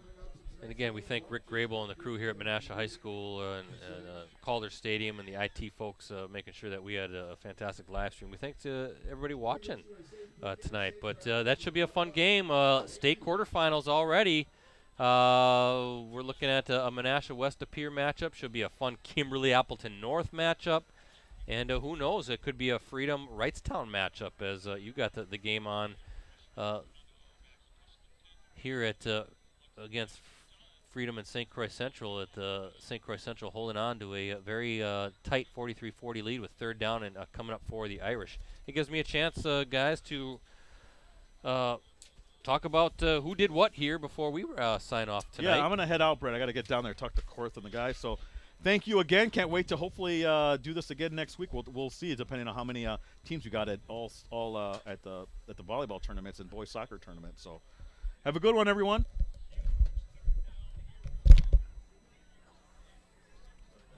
We'll just check out this third down play coming up for the Irish. Ooh, almost a sack as and that's a big third down conversion. The Irish on the move, though. They got a little field to go. We'll see. So let me run down the scoring here and pay attention to what's going on here at Calder Stadium. 8-yard run by Fox Valley Lutheran quarterback Isaiah Ullman put the Foxes on the board 7-0 with 5.7 seconds to play in the first quarter. And then it was all Menasha in the second quarter. Tyler Rail, a 1-yard run with 10:30 to play in the second, made it 7-6. The PAT was blocked.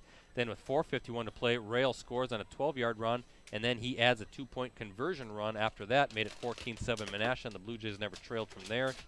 With 47.6 seconds to play in the second quarter, Cole Pope hit Brady Dragella from 22 yards out, and the Blue Jays led 21-7 at the half. And then a beautiful 14-play 80-yard march for the Blue Jays that ended on Rail's 1-yard touchdown run. Took almost 7 minutes off the clock. Gave the Blue Jays a 28-7 lead. I called it. I was saying the game was over at that point, but the Foxes battled back. Ullman with a 1-yard score with 29.8 seconds to play in the third quarter, made it 28-14. And then Josiah Bame, a 33-yard dash to the end zone with 8:12 to go in the fourth quarter, and the Foxes pulled to within 7, 28-21. But that was about it, as the Blue Jays, a very late touchdown run by quarterback Cole Pope, 2 yards out with 41.3 seconds to play, and that's how this one ends, 35-21. The Blue Jays with the victory. Menasha improves to 10-1 on the season. They will take on West De Pere next Friday night, 7 o'clock kickoff. That will be a Division III state quarterfinal game up at West De Pere High School. That should be a whale of a game. That's a rematch of a game that saw West De Pere win 56-42 in Week 6. That's a game we streamed. And by the way, if you want to check out any of our past Varsity Game of the Week live streams, you can go to any of our USA Today Network Wisconsin websites, including postcrescent.com. Click on sports, scroll down, and you'll see the link that says watch our Varsity Game of the Week prep sports live streams. Fox Valley Lutheran, fantastic season by the Foxes. They finish 8-3 on the year. As for us, looking very likely that we will be at Papermaker Stadium for a state quarterfinal in Division I as the Papermakers get set to host their Valley Football Association rival. I almost said FVA.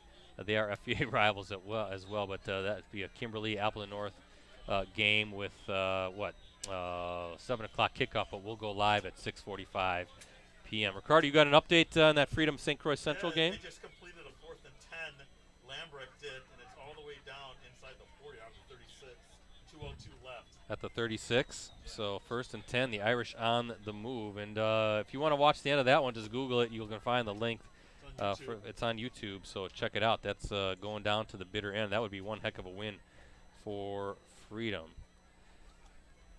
And once again, thank you to our sponsor, Verlo Mattress Factory of Appleton, Green Bay, Oshkosh, Fond du Lac, and Sturgeon Bay. Be sure to stop in today for their fall mattress clearance sale. I'll, by the way, again, tweet out for sure next week's Varsity Football Game of the Week live stream at PC Brett C. So give me a follow. But again, very likely going to be Kimberly and Appleton North at Papermaker Stadium. So for Rosie, for Ricardo, and the crew with USA Today Network Wisconsin, I'm Brett Christopherson signing off from Calder Stadium in Menasha, Wisconsin, where once again the final score tonight, the Blue Jays 35 and the Foxes 21. Thanks for watching, everybody.